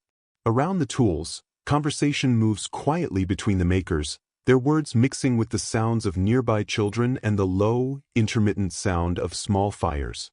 The space holds a particular sense of equilibrium, of each element settled into its appropriate place. Anthropologists have observed that the specific characteristics of tools tended to reflect the demands of the local environment. In colder regions, blades were compact and efficiently shaped, designed for working through thick animal hides. In warmer areas, larger and more varied blades served plant gathering and woodworking. The land effectively prescribed the form that survival would take, and the people consistently adapted their craft to meet that prescription. You pause near a young boy practicing with a small bow. The arrows he uses have blunt tips, training tools, not hunting equipment. Each shot travels only a short distance and lacks consistency, but his focus is unwavering. Behind him, an elder observes with an expression that does not need to announce itself as pride. The scene makes clear that every skill, every element of craftsmanship, was transmitted the same way, through direct practice, through the experience of falling short, and through the willingness to try again. There were no written guides, no diagrams, only accumulated memory and sustained patience. It is worth imagining how the sound of tool making must have carried across generations. The rhythmic click of worked stone, the measured rasp of bone being shaped, the quiet murmur of people sharing knowledge as they worked side by side. Each of those sounds moved history forward in small increments. When the day's work was complete, tools were cleaned, examined with something close to appreciation, and in many cases offered a brief acknowledgement before being put away. Certain tools were placed with their owners at burial, understood as companions that would remain useful beyond this life. As the day loses its light, you settle once more beside the fire. The tool makers have concluded their work. The late light catches the edges of what they have made, and those edges reflect it back with a quality that resembles scattered stars across the ground. The forest transitions into its evening register, insects rising, wind threading through the upper branches. You look at the assembled tools and find yourself seeing past the immediate function of each one. You see discipline in their making, precision in their form, and something that can reasonably be called care for the craft. You begin to understand that survival in its fullest expression was never only about endurance. It was about the act of creating, of taking stone and giving it purpose, of working bone into something that carried beauty alongside function. That creative impulse, more than any single technique, is what carried humanity through. The flames settle lower and you close your eyes. Somewhere at the far edge of what memory can reach, the tap of a hammerstone continues, patient and deliberate, already shaping what tomorrow will need. The river holds the morning light along its surface like a length of polished material. You follow its path as it bends through meadows and low valleys, the water reflecting the unhurried movement of clouds above. The air carries the scent of wet stone and aged bark. In the distance, the hollow rhythm of paddles meeting water becomes audible, and well before they come into view, voices rise in greeting from the approaching canoes. Traders are arriving, their vessels sitting low under the weight of goods they carry. Archaeological findings confirm that river systems functioned as the primary routes of movement across the Americas long before roads or the use of horses. Trade traveled on water. Canoes shaped from cedar and birch carried families, materials, and accumulated knowledge between communities. These waterways connected not merely neighboring regions but vastly different worlds, the Arctic tundra with the Gulf Coast, the Pacific shoreline with the interior of the Great Lakes. What began as the practical movement of necessary goods grew into something broader, a living culture of exchange in which the act of connection became an art form in its own right. One practice that stands out for its specificity involved the use of trade songs. Travelers approaching an unfamiliar or semi-familiar settlement would sing particular melodies in advance, the rhythm and pattern of the song serving as a form of identification. These melodies conveyed peaceful intent, indicated the trader's home community, and gave some indication of the goods they were likely carrying. Using an incorrect song could produce suspicion rather than welcome, which meant accuracy carried genuine stakes. Even younger paddlers learned the appropriate greeting songs before they had mastered the more demanding aspects of river navigation. Ethnographic research indicates that the exchange carried out along these routes was never exclusively about material goods. A single canoe might transport dried salmon or bundled hides alongside accounts of recent births, descriptions of distant weather events, or the resolution of a dispute in a faraway community. When a trader arrived at a settlement, they brought the wider world along with them, a current of new information spreading outward to every fire circle they visited. Perspectives vary among researchers on how extensive these networks actually were. Some point to shell ornaments discovered far inland as evidence of trade connections stretching from one coast to the other. Others argue that goods moved gradually, passing from one village to the next across generations rather than through organized long-distance expeditions. Whichever interpretation holds, the movement of material and ideas was continuous, much like the river current itself. No community existed in genuine isolation. The scene assembles itself clearly in the mind. Canoes crossing the water, their decorated hulls catching the light, paddlers leaning forward in a shared rhythm, blades entering the surface cleanly with each stroke. When the vessels reach the bank, the atmosphere shifts as families greet one another and examine what has been brought. Obsidian, polished shells, woven mats, smoked fish, arranged and inspected with genuine interest. Children move between the traders, drawn especially to beads that originated in distant places. The whole scene carries a quality of purposeful generosity. Oral histories describe the arrival of traders as an occasion for welcome rather than simple transaction. Guests were offered food before any business was discussed, given a position near the fire, and received with open hospitality. In return, they presented gifts, carved ornaments, painted stones, small tools, as expressions of goodwill rather than payment. These exchanges were relational in nature, tokens that reinforced the bonds between communities through mutual respect. It may come as a surprise that certain tribes used smoke signals to communicate along river trade routes. Each configuration of smoke carried a distinct meaning. A single sustained column indicated peaceful intent, 2 shorter bursts signaled a trading arrival, and 3 indicated caution. The system was straightforward and functioned effectively across miles of open landscape. Even in the absence of spoken words, the capacity to communicate with clarity and precision was maintained. You settle beside the river, feet resting in the cool current. A trader passes you a piece of dried salmon, the flavor dense and smoky, and mentions, with a brief smile, that it came from a region where the sun barely rises even in the warmest months. His way of speaking carries something of the places he has been.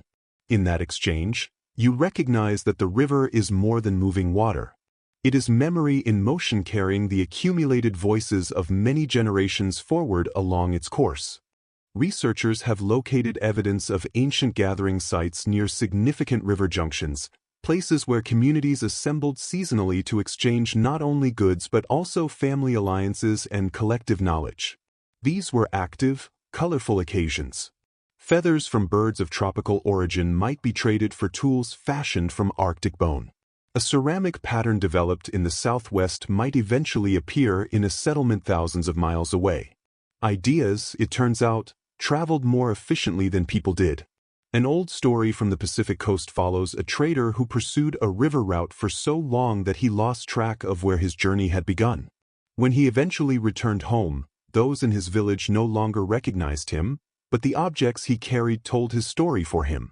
The account sits at the boundary between history and legend, and it holds something true within it. Exploration and return were never really separate. They were 2 movements within the same continuous arc. There is something settling about the sound of paddles meeting water. You close your eyes and receive it.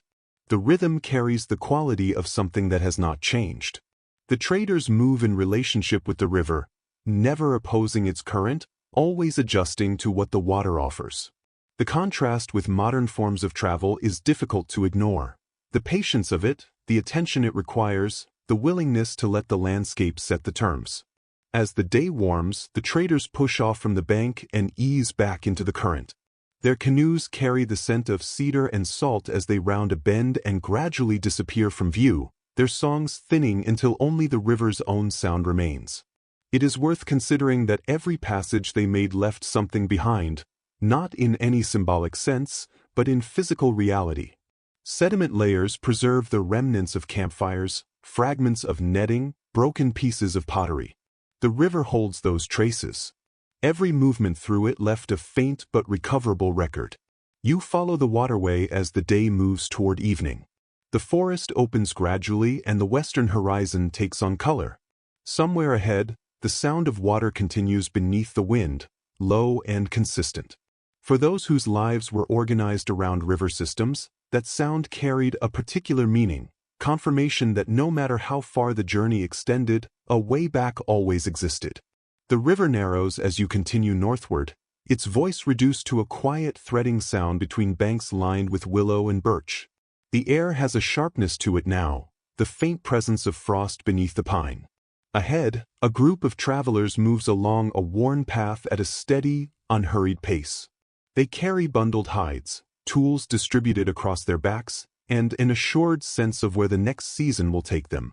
Ethnographers have long recognized that many native communities lived in direct correspondence with the turning of the year. Their migrations were not aimless movements but carefully structured transitions, as intentional as any natural cycle. Some families moved between highland and valley terrain, following deer and elk through their own seasonal patterns. Others shifted between forested areas and riverbanks, guided by the timing of berry harvests or the retreat of winter snowpack. Each journey retraced what had been done before, yet also produced something new. Movement was a form of memory. Notably, many groups marked their seasonal routes with small cairns or symbols carved into tree bark. These were not intended for outsiders. They were messages directed at their own descendants. Understated indicators embedded in the landscape that communicated, this is where we made camp, or this is where the salmon were plentiful in a given season. Some of those markers remain standing today, largely unnoticed by people who pass them without knowing what they are looking at. Accounts from early European explorers describe the timing of these seasonal movements as strikingly precise. In certain regions, the return of specific bird species signaled the moment to move from coastal areas toward mountain terrain. In others, the first sounds of frogs emerging from winter dormancy indicated it was time to begin preparing ground for planting. The landscape itself served as both clock and navigational guide. A formal calendar was unnecessary when the land communicated its own schedule so consistently. No clear agreement exists among researchers on how structured these seasonal routes became over time. Some argue that communities returned to the same specific campsites year after year, maintaining them with the familiarity reserved for permanent places. Others contend the migrations remained flexible, responsive to changes in weather, animal movement, or trading opportunity. What draws consistent agreement is the underlying principle that kept the system functional. By never drawing too heavily from a single location, communities allowed the land sufficient time to recover and regenerate. You fall into step alongside the travelers and feel the pace settle into your own movement. The sun has risen higher, its light working across the river's surface. A child moves beside the group carrying a small basket filled with dried berries, their color vivid against her hands. An elder ahead maintains a low, steady humming that seems calibrated to the rhythm of walking itself. Small sounds accompany the movement: footsteps, the occasional exchange of words, the faint resistance of leather straps under load. The pace feels considered, purposeful, and at ease with itself. One detail preserved in oral tradition describes travelers scattering a small amount of food, corn kernels, or similar offerings along the path as they moved. This was directed toward the unseen presences believed to share the landscape, a brief acknowledgement offered in exchange for safe passage. The act required almost nothing and communicated a great deal. You find yourself picturing those scattered kernels, dampened by rain, quietly taking root, small, living traces of a journey no longer visible. Anthropologists have identified that these migration routes frequently followed what might reasonably be described as natural corridors: river valleys, elevated ridgelines, and passes that animal populations had been using long before human travelers arrived. Bison trails became human footpaths, and those footpaths eventually became the routes along which trade moved. The continent was threaded through with this invisible network of movement, absent from any modern map, but preserved in the knowledge of the people who traveled it and carried that knowledge forward. You stop beside a birch tree and draw your fingers across its pale, papery surface. The travelers ahead have begun to ascend a slope, their outlines set against the brightening morning light. You sense the invisible connections running between one season and the next. The land holds memory in the way a drum holds rhythm, with steadiness and patience. Every migration retraced the same essential pattern, performed differently with each passing year, yet always carrying something recognizable within it. An old story from the Great Plains describes a woman who could perceive the changing of seasons before they arrived. In her dreams, winter arrived as a white fox, and summer announced itself through the sound of corn leaves shifting in a breeze. She guided her people according to those signals, breaking camp before any difficulty could reach them. Whether or not such perception was ever a real capacity is beside the point. The story carries a more practical message: that deep, sustained attention to the world around you can begin to feel like something extraordinary. It may be worth noting that some tribes constructed temporary shelters with such efficiency that an entire dwelling could be dismantled and transported within a single day. The plains teepee, built from a frame of poles and covered with processed buffalo hide, stands as one of the earliest known examples of portable architecture. In northern regions, skin tents and snow structures served the same purpose, each form shaped to meet the specific demands of its climate. Home, in this understanding, was not a fixed location. It was wherever the fire was lit and the people gathered around it. Cultural historians emphasize that this pattern of continuous movement shaped more than daily routine. It shaped identity. To move in relationship with the land was to belong to it in a way that did not require possession. Territory was not something to be enclosed or divided, but something to be shared, respected, and carried forward through storytelling. A river was understood not as a boundary but as a companion. A mountain range was not a barrier but a reference point, a guide built into the landscape itself. As the sun passes its midpoint, the travelers arrive at a meadow thick with wildflowers. They begin setting up camp with the practiced ease of people who have done this many times before. Fires are started, hides are spread out, and the sound of easy laughter moves through the group. Children run through the open grass, and the elders settle into observation with the quiet satisfaction of people who recognize exactly what they are watching. Archaeological evidence from certain sites indicates that some seasonal encampments were used consistently for hundreds of years. Successive layers of hearths and discarded tools, preserved in the soil, reflect the accumulation of return visits over long periods. Each arrival added another entry to the same ongoing record, the past and the present layering over one another. The land became a kind of living archive, its contents written in ash and bone rather than on any surface that could be carried away. As evening settles, you take a place near one of the smaller fires. Roasting fish sends its scent into the cooling air. Someone begins to sing, a song about stars as guides for finding the way home. You look up and see the first points of light appearing through the branches. The constellations are moving again as they always have, marking another turn in the cycle that organizes everything else around it. You recognize that these communities did not simply get through the seasonal migrations, they drew genuine vitality from them. By moving in accordance with the Earth's own patterns rather than against them, they built a relationship with the landscape that outlasted many of the structures their contemporaries were constructing elsewhere. The underlying lesson is understated but durable. Move when the world moves, and you will not lose your bearings. The fire settles into quieter sounds. Voices give way to laughter and then to stillness. You close your eyes and let the river's low murmur carry you toward rest. The season is shifting again, but in this moment everything is occupying the place it belongs. Morning mist sits low across the grass, drifting around your feet as you move through a clearing scattered with small shelters. Thin columns of smoke from cooking fires rise toward a pale sky. Laughter and conversation move through the air alongside the rhythmic sound of wooden mallets, the knock of stone tools being worked, and children's voices repeating things they are learning, half through genuine effort, half through imitation of those around them.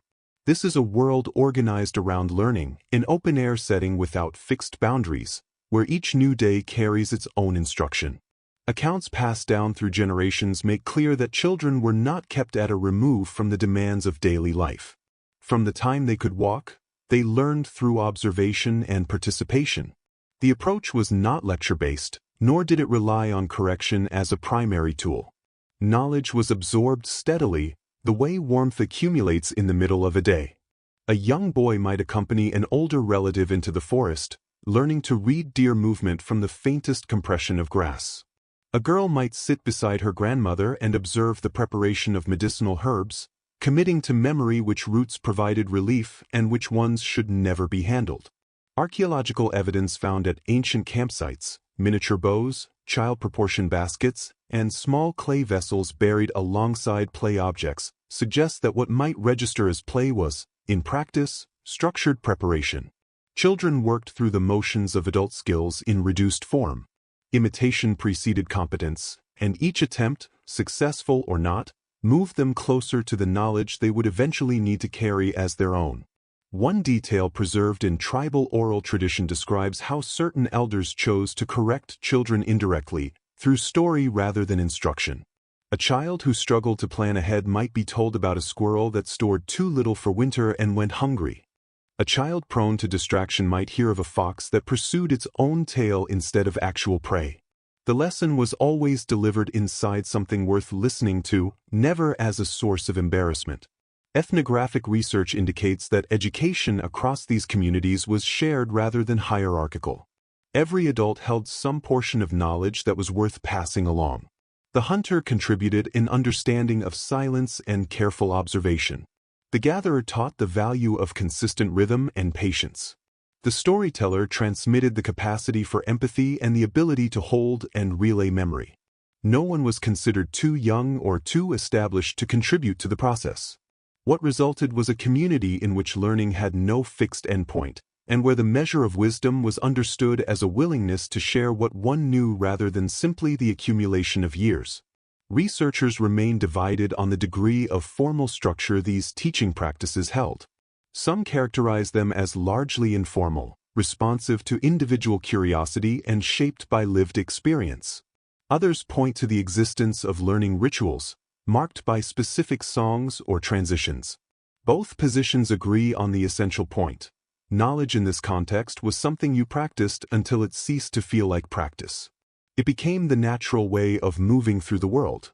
You crouch near a group of children examining a set of prints left in the mud. One girl identifies the tracks quietly, rabbit. Another shakes her head, unconvinced. Too deep for rabbit. Fox.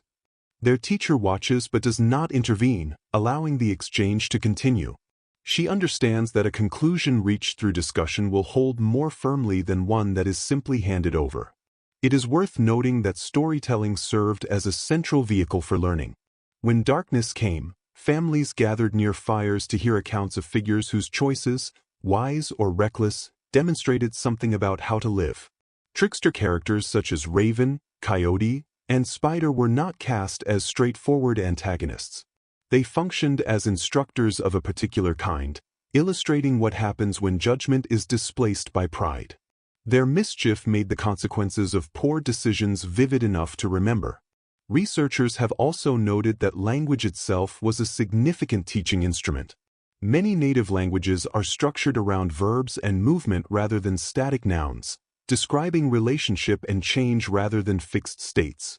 To speak within this framework was to perceive the world as dynamic and interconnected. A mountain stands. A river moves. A tree breathes. Children absorbing this linguistic structure were simultaneously absorbing a way of understanding how all living things relate to one another. The words themselves carried the rhythm of an interdependent world. One practice observed among some families involved beginning each morning with a quiet exchange about the previous night's dreams. These were not treated as random mental events but as potential signals from the spirit world, worth attending to. A child who had dreamed of birds in flight might be encouraged to observe the sky that day, to notice shifts in wind or developing weather. In this way, even the hours of sleep were folded into an ongoing education. You watch the older children at the edge of the clearing, practicing with bows. Their laughter carries the particular ease of people who are improving at something. Each arrow lands closer to its intended mark than the one before. In the distance, younger children arrange gathered flowers and feathers into patterns on the ground. What looks like play carries something more deliberate running beneath it. According to accounts from elders, young people were not met with punishment when they made mistakes. They were guided through them. A hunter whose shot went wide might receive some good-natured teasing, but the lightness of it served a purpose. It reminded him to stay grounded. A gatherer who selected the wrong plant would be gently corrected, then asked to pass that correction along to someone else. Errors were treated as a useful part of the process, not as cause for shame. One detail preserved in historical records describes children reenacting ceremonial practices in scaled-down form, building small fires, speaking quiet words, and offering fragments of food to presences they could not see. It was preparation, carried out through the natural medium of imitation. Even the games children played were organized around values. One well-known activity involved tossing small stones into a drawn circle. The measure of a winner was not the highest score but the most consistently fair play. Anthropologists have written that laughter was as essential to community survival as any practical skill. It maintained a lightness within the group during difficult periods and served as a reminder that the capacity for joy carried its own kind of strength. During harsh winters, the sound of children's voices in the lodges often persisted long after the fires had settled, and that sound was understood as something that restored people in ways that more direct forms of encouragement could not. As the sun climbs, families begin coming together for the midday meal. Children carry firewood, contributing their portion to the work with visible satisfaction. A grandmother calls for assistance at the cooking pot, and several hands extend toward it at once. The air fills with the smell of roasting meat and steaming herbs. You take a seat nearby and let the surrounding conversation move through you. Questions, observations, and lessons folded inside stories, each voice flowing into the next. You begin to understand that this is what education genuinely looks like when it functions as intended. It is not contained in any designated space or period of time. It runs through daily life so completely that the two cannot be distinguished. Evening arrives at a gradual pace. Children stretch out on the grass, tracing the shapes of constellations overhead with pointed fingers. In that quiet, something becomes clear. These children are not being prepared to overcome the wilderness or to approach it with caution. They are growing into it, carrying forward the accumulated memory of every stone turned over, every plant identified, every story told beside a fire. You close your eyes to the sound of laughter dissolving into insects and wind, and the forest seems to hold something like ease in its stillness. The air carries rain and pine as you approach a cluster of shelters constructed from hide and timber. Morning light catches the upward curve of smoke from the hearths. The settlement moves quietly around you. Women pull hides taut across wooden frames to cure in the open air. Children gather sticks for fuel. Men come back from checking traps set along the river's edge. Every movement connects to the one that follows it, the way notes in a continuous piece of music each prepare for the next. Archaeological findings make clear that nothing obtained from a hunt went without a designated use. Meat became food. Bones were shaped into tools. Sinew was processed into thread. Hide became clothing or structural covering. Hooves, horns, and rendered fat each found applications in adhesives, ornamentation, or a source of light. It was a complete economy built on attentiveness and inventiveness, a system of use and reuse that preceded modern concepts of sustainability by thousands of years. In some communities, hunters made a practice of leaving a portion of their kill at the outer edge of camp, intended for scavenging animals or acknowledged as an offering to the unseen. It was a deliberate act of equilibrium, a recognition that life moves through many different forms simultaneously. Nothing was stockpiled beyond what was needed, and nothing was left without purpose. The understanding held that the land extended generosity only to those who demonstrated it in return. Cultural historians note that the production of clothing was itself a sustained creative act. Processing a single deer hide could take several days. Women worked the material with stones, stretched it across frames, and applied smoke to make it resistant to moisture. The result was a surface as soft as woven cloth but durable enough to hold its form through rain and freezing temperatures. Garments were sewn using bone needles and sinew thread, and they were frequently decorated with shells, porcupine quills, or pigments derived from berries and clay. Debate continues among researchers regarding the meaning of certain geometric patterns found on preserved garments. Some interpret the motifs as purely decorative. Others argue they functioned as personal or community identifiers, the visual equivalent of a signature. In either case, each design carried meaning. A row of triangular forms might represent a mountain range. A repeating spiral could trace the course of a river.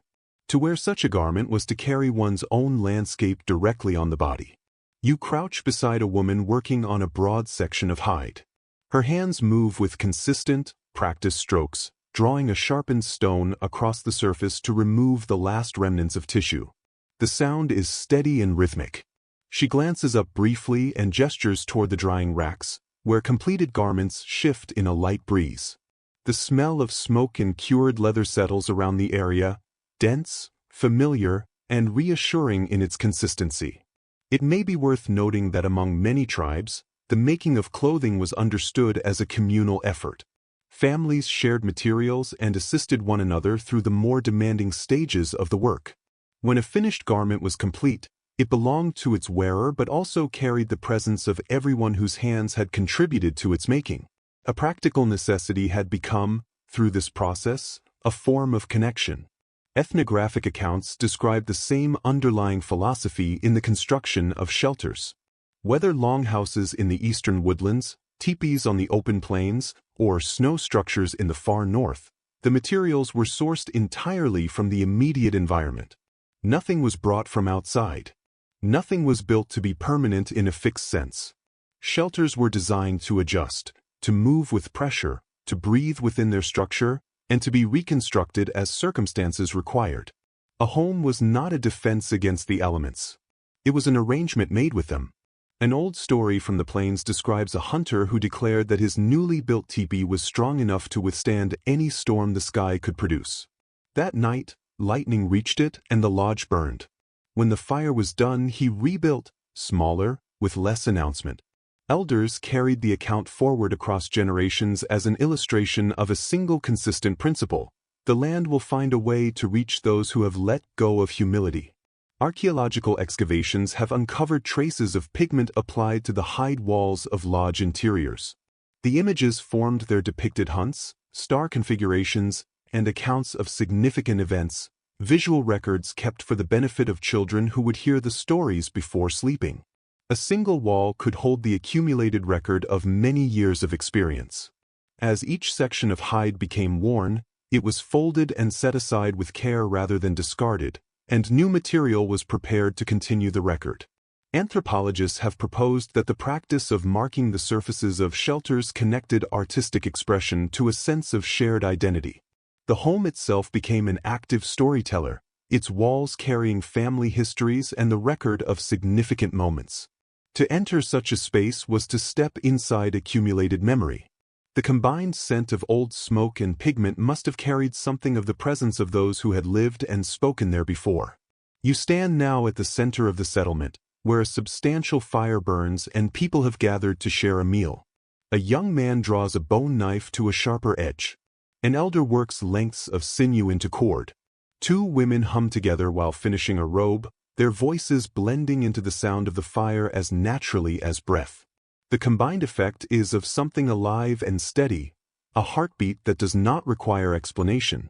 It may be worth pausing to consider how much knowledge went into the smallest functional items of this life. A child's moccasin required precise stitching to remain waterproof under sustained use. A winter coat made from caribou hide could represent the difference between surviving freezing conditions and not. Every finished item was functional by necessity, but the care that went into it gave it a quality that extended beyond function into something that can reasonably be called craft. Cultural historians have noted that even the tools used to produce these objects were frequently given additional attention. A sewing gall might be carved with the image of a bear's paw, a knife handle might be wrapped in dyed fiber to indicate family. The people found something worth honoring in what was useful, and in doing so they dissolved the boundary between survival and creative expression. As the light fades, you watch the settlement shift in character. Fires burn more visibly against the darkening air, and shadows stretch long across the ground. The shelters emit a soft glow from inside, each one a contained warmth against the surrounding night. Laughter reaches you from different directions. The smell of stew in clay pots carries on the air. You sense a life organized around equal respect for the material and the intangible, and you recognize that every shelter, every garment produced here, carried within it a kind of declaration, that even in the midst of a demanding and unpredictable landscape, comfort and craftsmanship could exist together. These people did not position themselves against the elements. They found a way to work within them. Rain was not resisted but received. Snow was not a hardship to be endured but a resource to be understood. The night settles fully and you draw closer to the fire. Sparks lift into the dark and extinguish themselves at the edge of the light. The people around you rest within warmth and accumulated history, their shelters moving faintly in the wind as the night continues. Night has come down fully and quietly, and the forest carries a soft glow beneath a dense sky of stars. You sit close to a fire that breathes steadily, its light spreading across the faces gathered in the circle around it. Smoke climbs unhurriedly, taking with it the mingled scent of pine resin and roasting grain. The day's tasks are complete. Tools have been cleaned and put away, food has been secured, and what begins now may be the most important practice of the day, the telling of stories. Oral historians are consistent in their account. Storytelling was not a form of leisure. It was the living mechanism of cultural memory. The spoken word carried laws, humor, history, and prayer. A story could transmit survival knowledge, preserve genealogy, or simply hold the dark hours at bay with warmth and meaning. Each account was dynamic rather than fixed, shifting slightly with every retelling, shaped by the particular voice of the teller and the mood of those present. The same story might sound meaningfully different in another season or another camp, and that variation was considered part of its nature, not a deviation from it. One curious practice found among certain tribes involves the telling of stories in reverse during winter months, beginning at the conclusion and working backward toward the opening. It was a technique for sustaining attention and for reinforcing the idea that time does not always travel in a single direction. Children responded to it with particular enjoyment, laughing when familiar characters arrived at their outcomes too quickly, then settling in to watch the narrative reconstruct itself toward its beginning. Ethnographic research indicates that the storyteller held a position of understated authority within the community. They were regarded as custodians of both truth and imagination, respected in the way healers and teachers were respected. At the same time, no individual claimed ownership over the stories themselves. They belonged to the community, to the cycles of the year, and to the forces that had first given rise to them. To pass a story along was to participate in keeping the world coherent. Interpretations vary among scholars on how the tradition of storytelling developed. Some argue it arose from immediate practical needs, the sharing of hunting methods, seasonal information, and lessons about what to avoid. Others trace it to spiritual practice, suggesting it began as a way of maintaining communication with ancestors and unseen presences. Both explanations carry weight.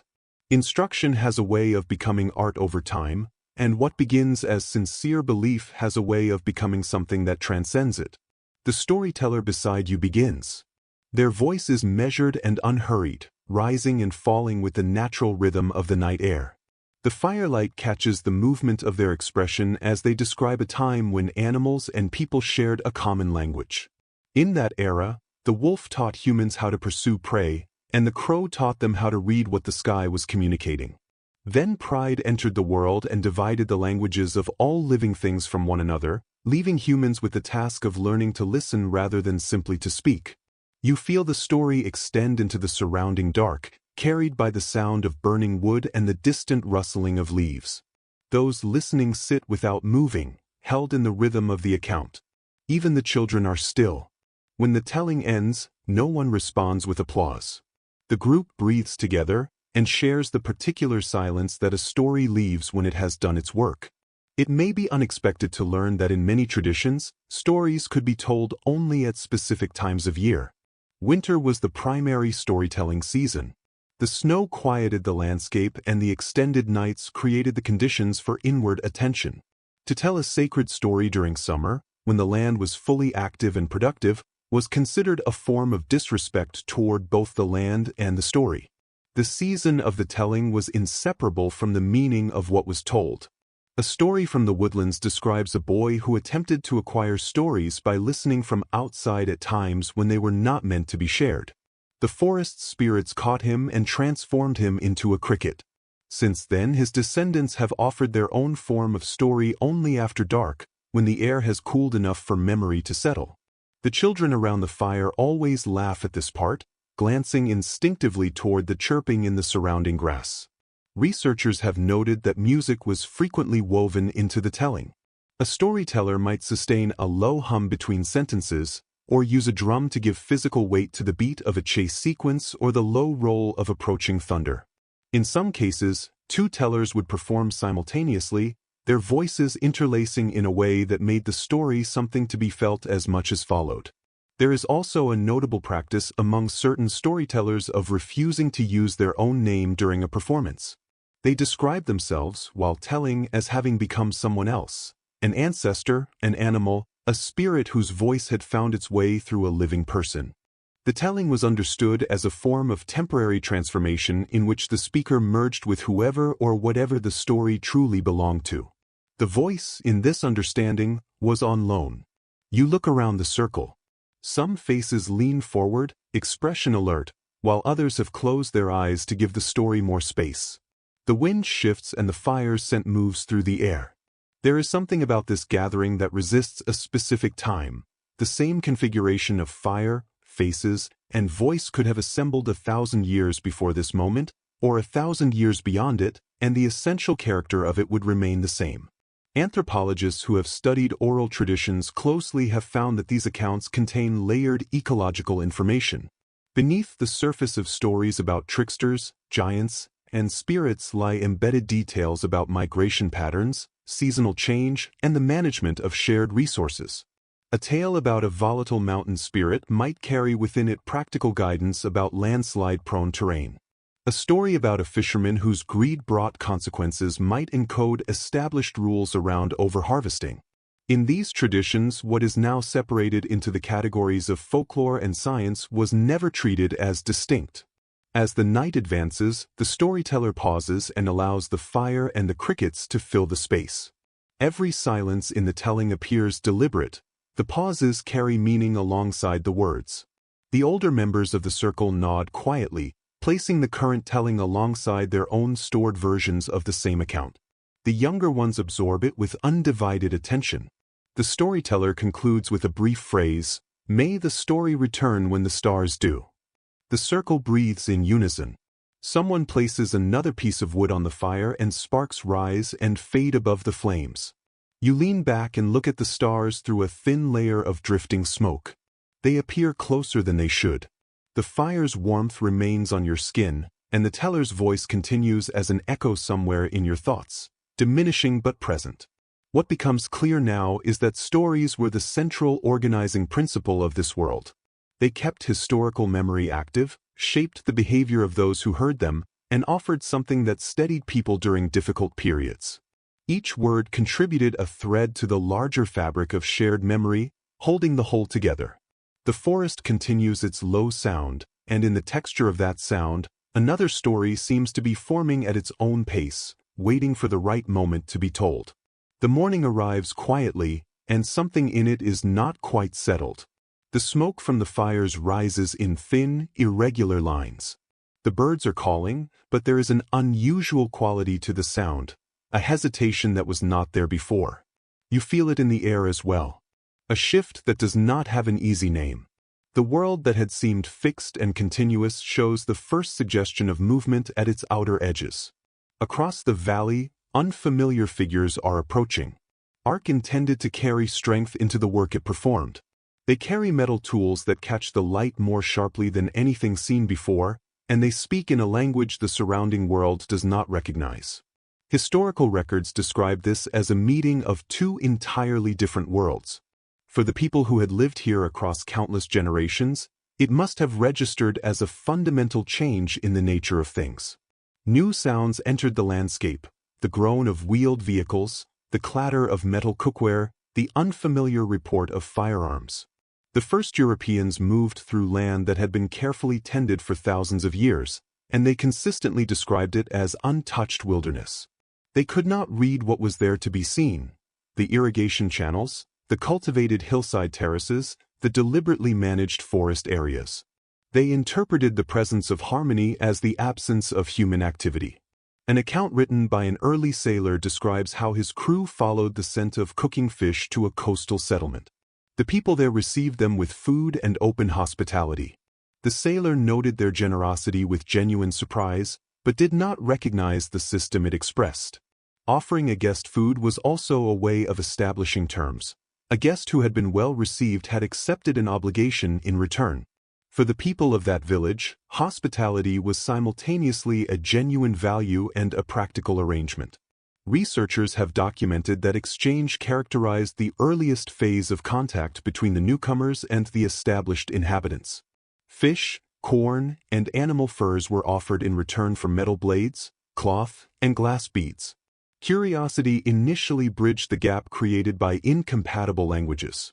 But curiosity shifted toward caution, and caution eventually moved into fear. The arrivals carried more than objects.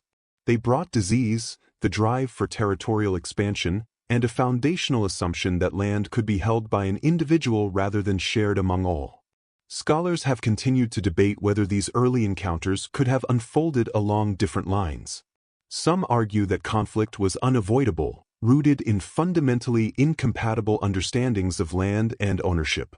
Others maintain that sustained cooperation was a genuine possibility that was foreclosed by the hardening of extraction into conquest. The historical record contains examples of genuine friendship, shared meals, and moments of mutual curiosity, followed in most cases by misunderstanding and an erosion of trust.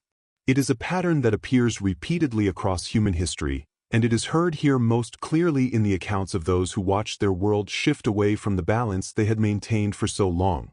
You move through the imagined camp where people have gathered in quiet, uneasy groups. A child holds close to her mother. Hunters returning from the river bring word of unfamiliar vessels in the distance. The elders assemble near the fire, their faces illuminated in shifting orange light, working through decisions that have no precedent in any story they have ever been told. It may be worth noting that some tribes attempted to bring the newcomers into their existing social structures through the offer of symbolic kinship. To be formally adopted into a family was to become accountable, bound by the community's expectations of responsibility and mutual care. A small number of Europeans accepted this arrangement and lived within it peacefully for years. Others could not accept membership in a system that required belonging rather than authority, and they declined. A story from the Northeast follows a man who arrived from across the ocean. He was welcomed, taught to navigate the local waterways, to read the positions of stars, and to manage the conditions of winter. When his countrymen returned for him, he left behind objects from his world, metal items, beads, and a wooden cross he had carved himself. The elders kept it not as a memorial but as a reminder that generosity must always be accompanied by careful judgment. Archaeological evidence from this period reflects the blending of two material cultures. Iron blades were repaired and fitted with bone handles. Clay vessels held combinations of native grains and introduced wheat. European glass beads were incorporated into moccasins and ceremonial dress. It was adaptation driven by need, and the communities moved through it with the same capacity for adjustment that had always characterized their relationship with change. But the pace of what was being asked of them had no historical parallel, and the pressure compounding behind it had no precedent. Cultural historians have recorded accounts from certain elders who describe this period not in terms of invasion but in terms of a broken equilibrium. The attentive relationship between people and land began to come apart. Trees were removed without acknowledgement. Animals were taken beyond any sustainable measure. Waterways were obstructed and redirected. The land, in these accounts, registered what was happening. Whether this description is understood as literal or as a form of concentrated truth, it captures something that the formal record alone does not. When the terms of balance are abandoned, the consequences extend in every direction. You picture the quiet that followed the first conflicts, smoke from destroyed settlements rising into the same mist that had always been there. The wilderness, once alive with a layered and purposeful sound, now held a different quality. Even the wind seemed to pause before moving. And yet survival did not stop. Those who remained gathered what could be carried, moved toward places that offered more safety, and kept their stories intact. The accounts, the ceremonies, the knowledge of plants and seasons, all of it was held close and carried forward. It is worth acknowledging that despite the scale of what was lost, certain traditions adapted and endured. Hunters continued to offer acknowledgement to the animals they took. Mothers continued to sing beside new fires lit in unfamiliar places. The stories continued to return to their central theme, that even when everything around it has been disrupted, gratitude remains a form of active resistance. Researchers have found evidence of this endurance in letters produced by explorers. One military officer, recording what he observed with visible astonishment, noted that even while communities were being forced to relocate, people carried seeds with them. They planted wherever they arrived, leaving behind small, living markers in cleared and abandoned land. You picture those seeds responding to rain in empty fields, green growth rising quietly through the residue of what had been taken. An elder's statement has been preserved across several accounts. You cannot own the land because you belong to it. The people who arrived with the intention of ownership did not absorb that understanding, but the land itself registered it in its own way. Forests grew back. Rivers gradually cleared. Many lives were lost and communities were profoundly altered, but the underlying orientation toward balance, the understanding that people existed within nature rather than above it, was never entirely extinguished. As the day moves toward evening again, you stand beside a river that has held both peace and conflict within its banks. The water continues in the direction it has always moved, carrying within it the accumulated presence of all who have ever drawn from it. You crouch at the edge, touch the surface, and find yourself offering a quiet, unplanned expression of thanks. For a moment, the current appears to ease, as though the river is briefly attentive. Night settles around you, and a single owl calls from some distance away. The sound carries both the quality of morning and the quality of persistence. The stars above hold their positions, cold and steady, as if to affirm that no weight of history, however considerable, is capable of silencing what continues to move. The air holds a different quality now, as though the earth has taken a long breath following centuries of upheaval. You stand on a path that crosses both time and accumulated memory, where the forest meets a small town and the older world exists alongside the new one. Pine is still present in the air, but so are gasoline, coffee, and the faint warmth of baked bread drifting from somewhere nearby. The combination is disorienting and, in a way, completely familiar, two distinct rhythms occupying the same space. Researchers have observed that many descendants of the first peoples continue to maintain an active relationship with the land. Even as the pressures of contemporary life increase on every side, they fish the same river systems their ancestors worked, gather the same plants along the same routes, and travel trails that once connected seasonal hunting grounds. The specific methods have been updated, but the principle animating them remains consistent. Take only what is genuinely needed, acknowledge what is received, and understand that survival is not an entitlement but an ongoing relationship. Notably, some communities have returned to traditional practices while incorporating modern tools into their application. Along the Pacific coast, salmon is still smoked according to methods passed down through generations, though stainless steel equipment has replaced carved wood in some parts of the process. In the Southwest, farmers are reconstructing traditional irrigation systems using contemporary measurement technology while preserving the original stone alignments that guided water flow for centuries. It is a combination of inherited rhythm and current precision, evidence that tradition does not reach an endpoint. It continues by changing form. Archaeologists working with present-day tribal communities tend to find continuity where they might have expected erasure. The raw materials have changed, bone and stone have given way to iron and manufactured goods, but the knowledge those materials once expressed has not disappeared.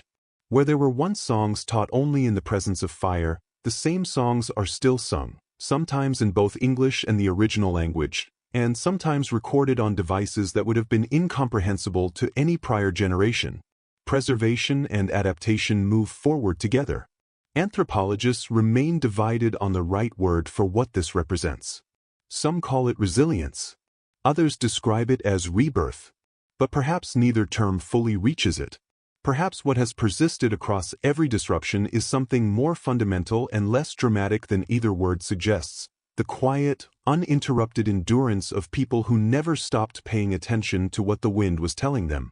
Their strength is rooted not in looking backward, but in the capacity to adjust. Just as the ancestors learned to pursue mammoth, then bison, then deer as circumstances changed, their descendants are learning to move through a world defined by screens, machinery, and property boundaries. The wilderness has contracted, but the underlying drive to find one's place within it remains as expansive as it ever was.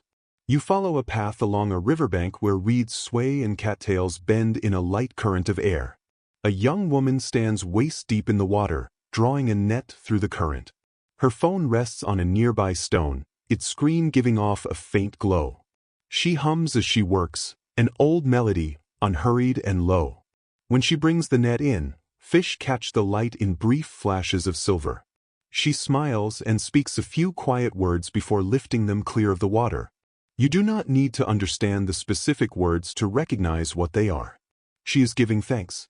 It may come as a surprise that foraging for wild food has re-emerged as a subject of widespread contemporary interest. People in cities and suburban areas are now studying indigenous gathering practices and searching for edible plants in parks and along waterways. What was once a necessity has become, for many, a form of deliberate reconnection, a way of reaching toward something that modern life had quietly removed. For Native communities, however, it was never a phase or a rediscovery. It is simply continuity, the same thread, uninterrupted. An elder from the Great Plains once offered this: "We were never poor because we always had knowledge." That understanding persists in every small act of self-reliance visible today. You can see it in families showing their children how to identify and use wild plants, in seasonal celebrations centered on maple syrup or wild rice, in elders who sit beside fires and continue to tell stories about wolves, rivers, and the positions of stars. These moments sustain the balance, even as the surrounding world keeps shifting. Environmental historians have noted that indigenous knowledge systems have begun to influence the direction of contemporary science in meaningful ways. Fire management techniques once dismissed as rudimentary are now studied carefully by ecologists.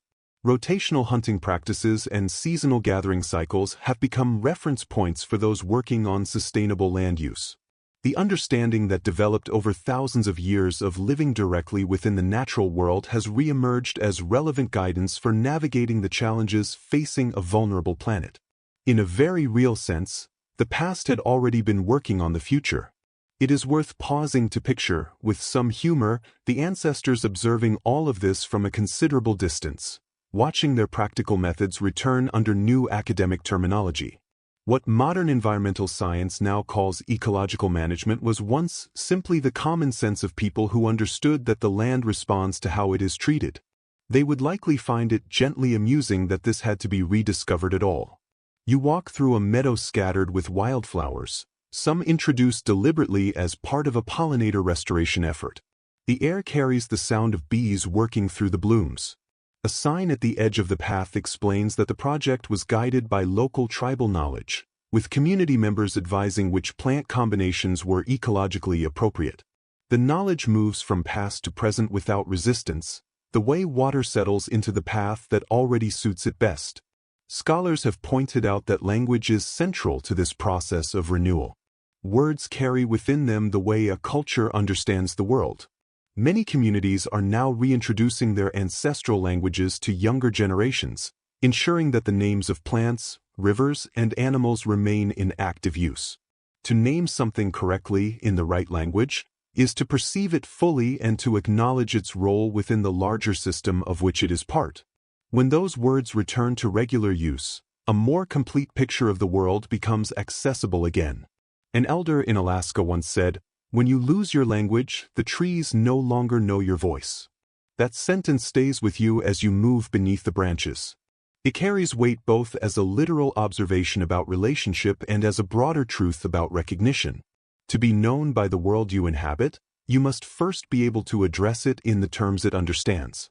The trees, it seems, have always been listening. Perhaps that was never really in question. The sun has begun its descent, turning the surface of the river to gold.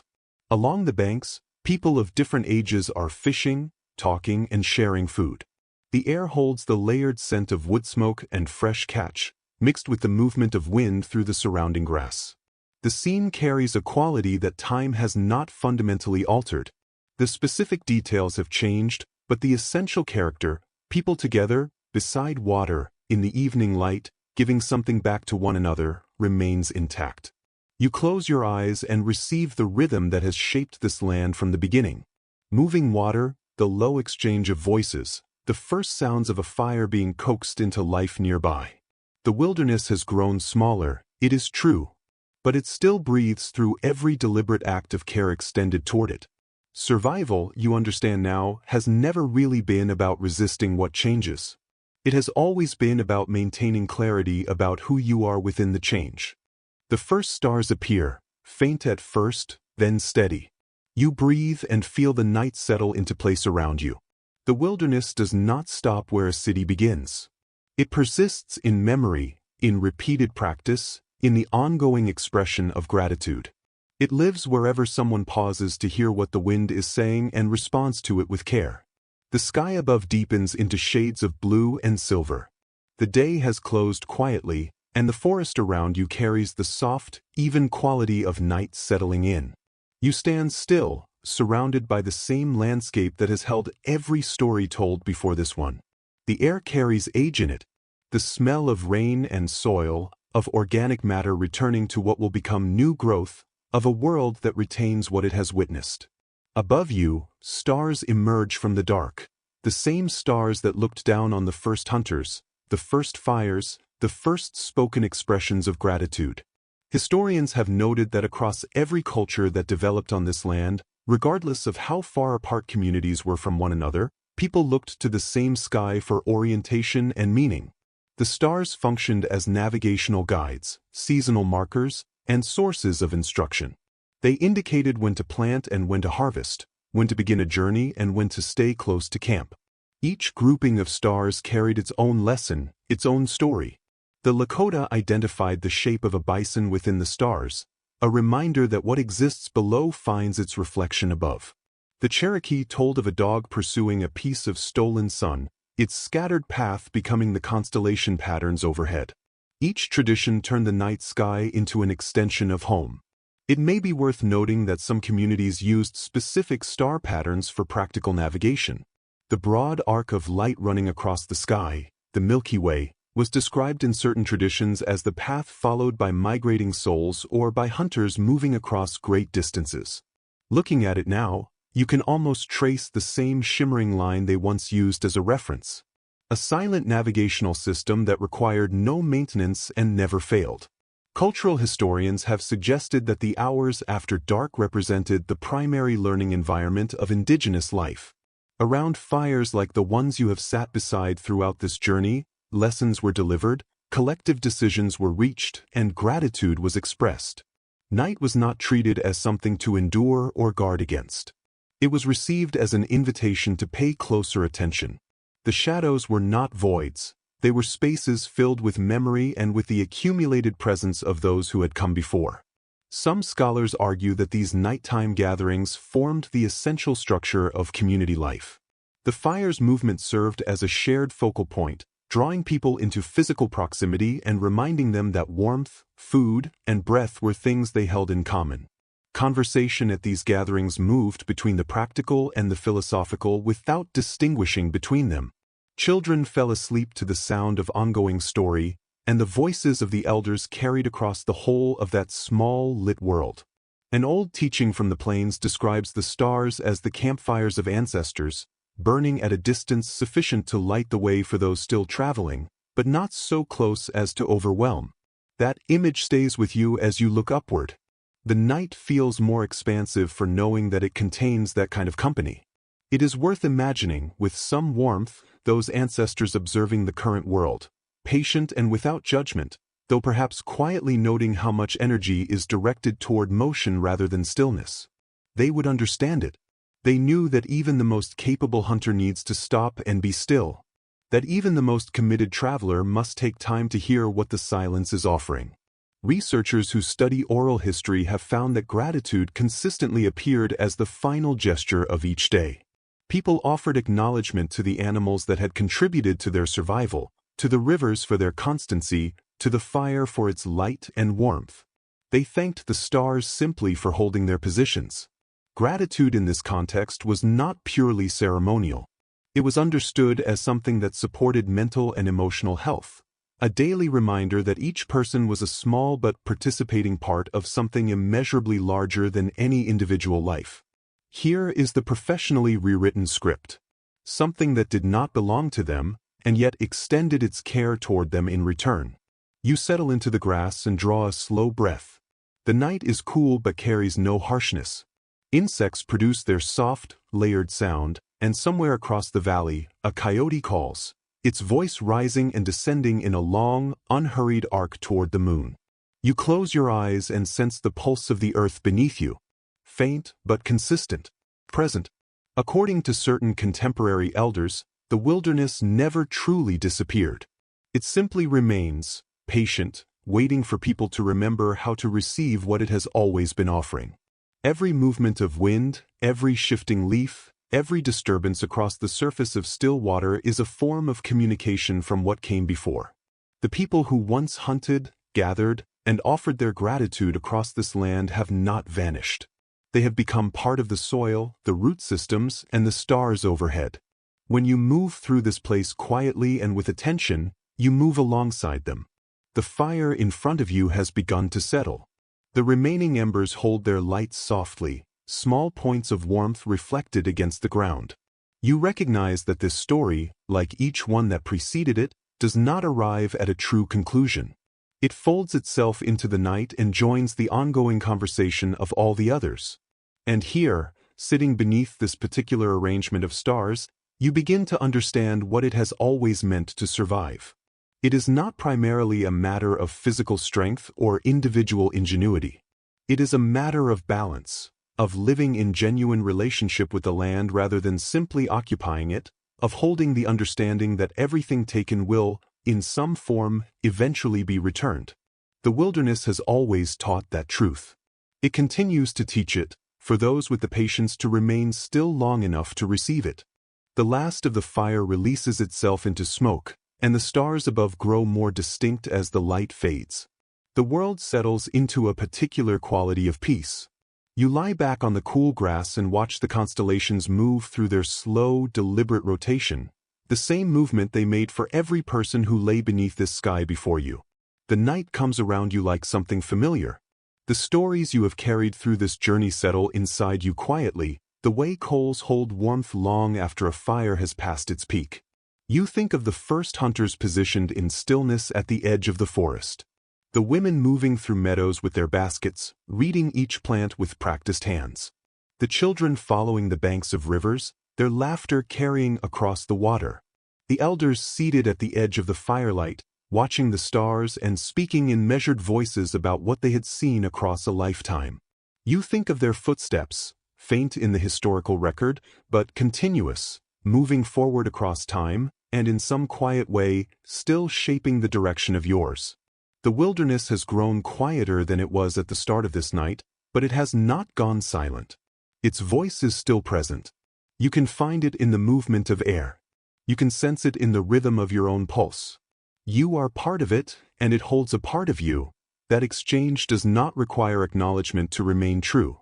The fire is fully gone now, leaving only a faint residual warmth in the soil beneath you. The air has cooled and the night has deepened into something still and unhurried. The forest continues its own breathing around you, patient and without end. You can almost detect the dampness of the earth, the texture of it close and grounding. The sound of crickets surrounds you in an even, continuous rhythm, steady enough to carry you somewhere between waking and rest. Every sound is slow and rounded, without edges. The day releases itself gradually, and what remains is the earth's quiet heartbeat beneath you, steady and gentle, as it has always been. The stars above hold their faint shimmer, almost as though they are blinking with a slow and easy patience. Somewhere within that sky, something hums quietly, ancient and recognizable without being fully nameable. It communicates something simple, that everything encountered through this night, the accounts of hunters and gatherers, of fire lit and fire tended, of songs offered and gratitude expressed, belongs to you now. Not as archived history, as inheritance. The forest does not sleep. It keeps a quiet watch over you, unhurried, without judgment, extending the same care it has always extended to those who approach it with respect. The wind moves gently through the upper branches, and the lightest touch of it reaches your face, something close to what an older language might call a blessing. You can almost hear voices at the far edge of perception, those who traveled this land before you, their presence woven into the sound of leaves. Their message requires very few words. Rest now. You are held safely here. Your breathing slows. Thoughts lose their definition at the edges. The night draws itself fully around you, smooth, complete, and without interruption. The stories you have gathered through this long evening settle downward into something that becomes part of you before you recognize the transition. You are still in the wilderness. And the wilderness, in some way that does not reduce itself to explanation, is also inside you, calm and without limit. The stars continue their slow, faithful rotation overhead, and the world releases a long, contented breath. Sleep now, traveler. The fire has gone out. But its warmth has not left the ground beneath you, and it will still be there when morning comes.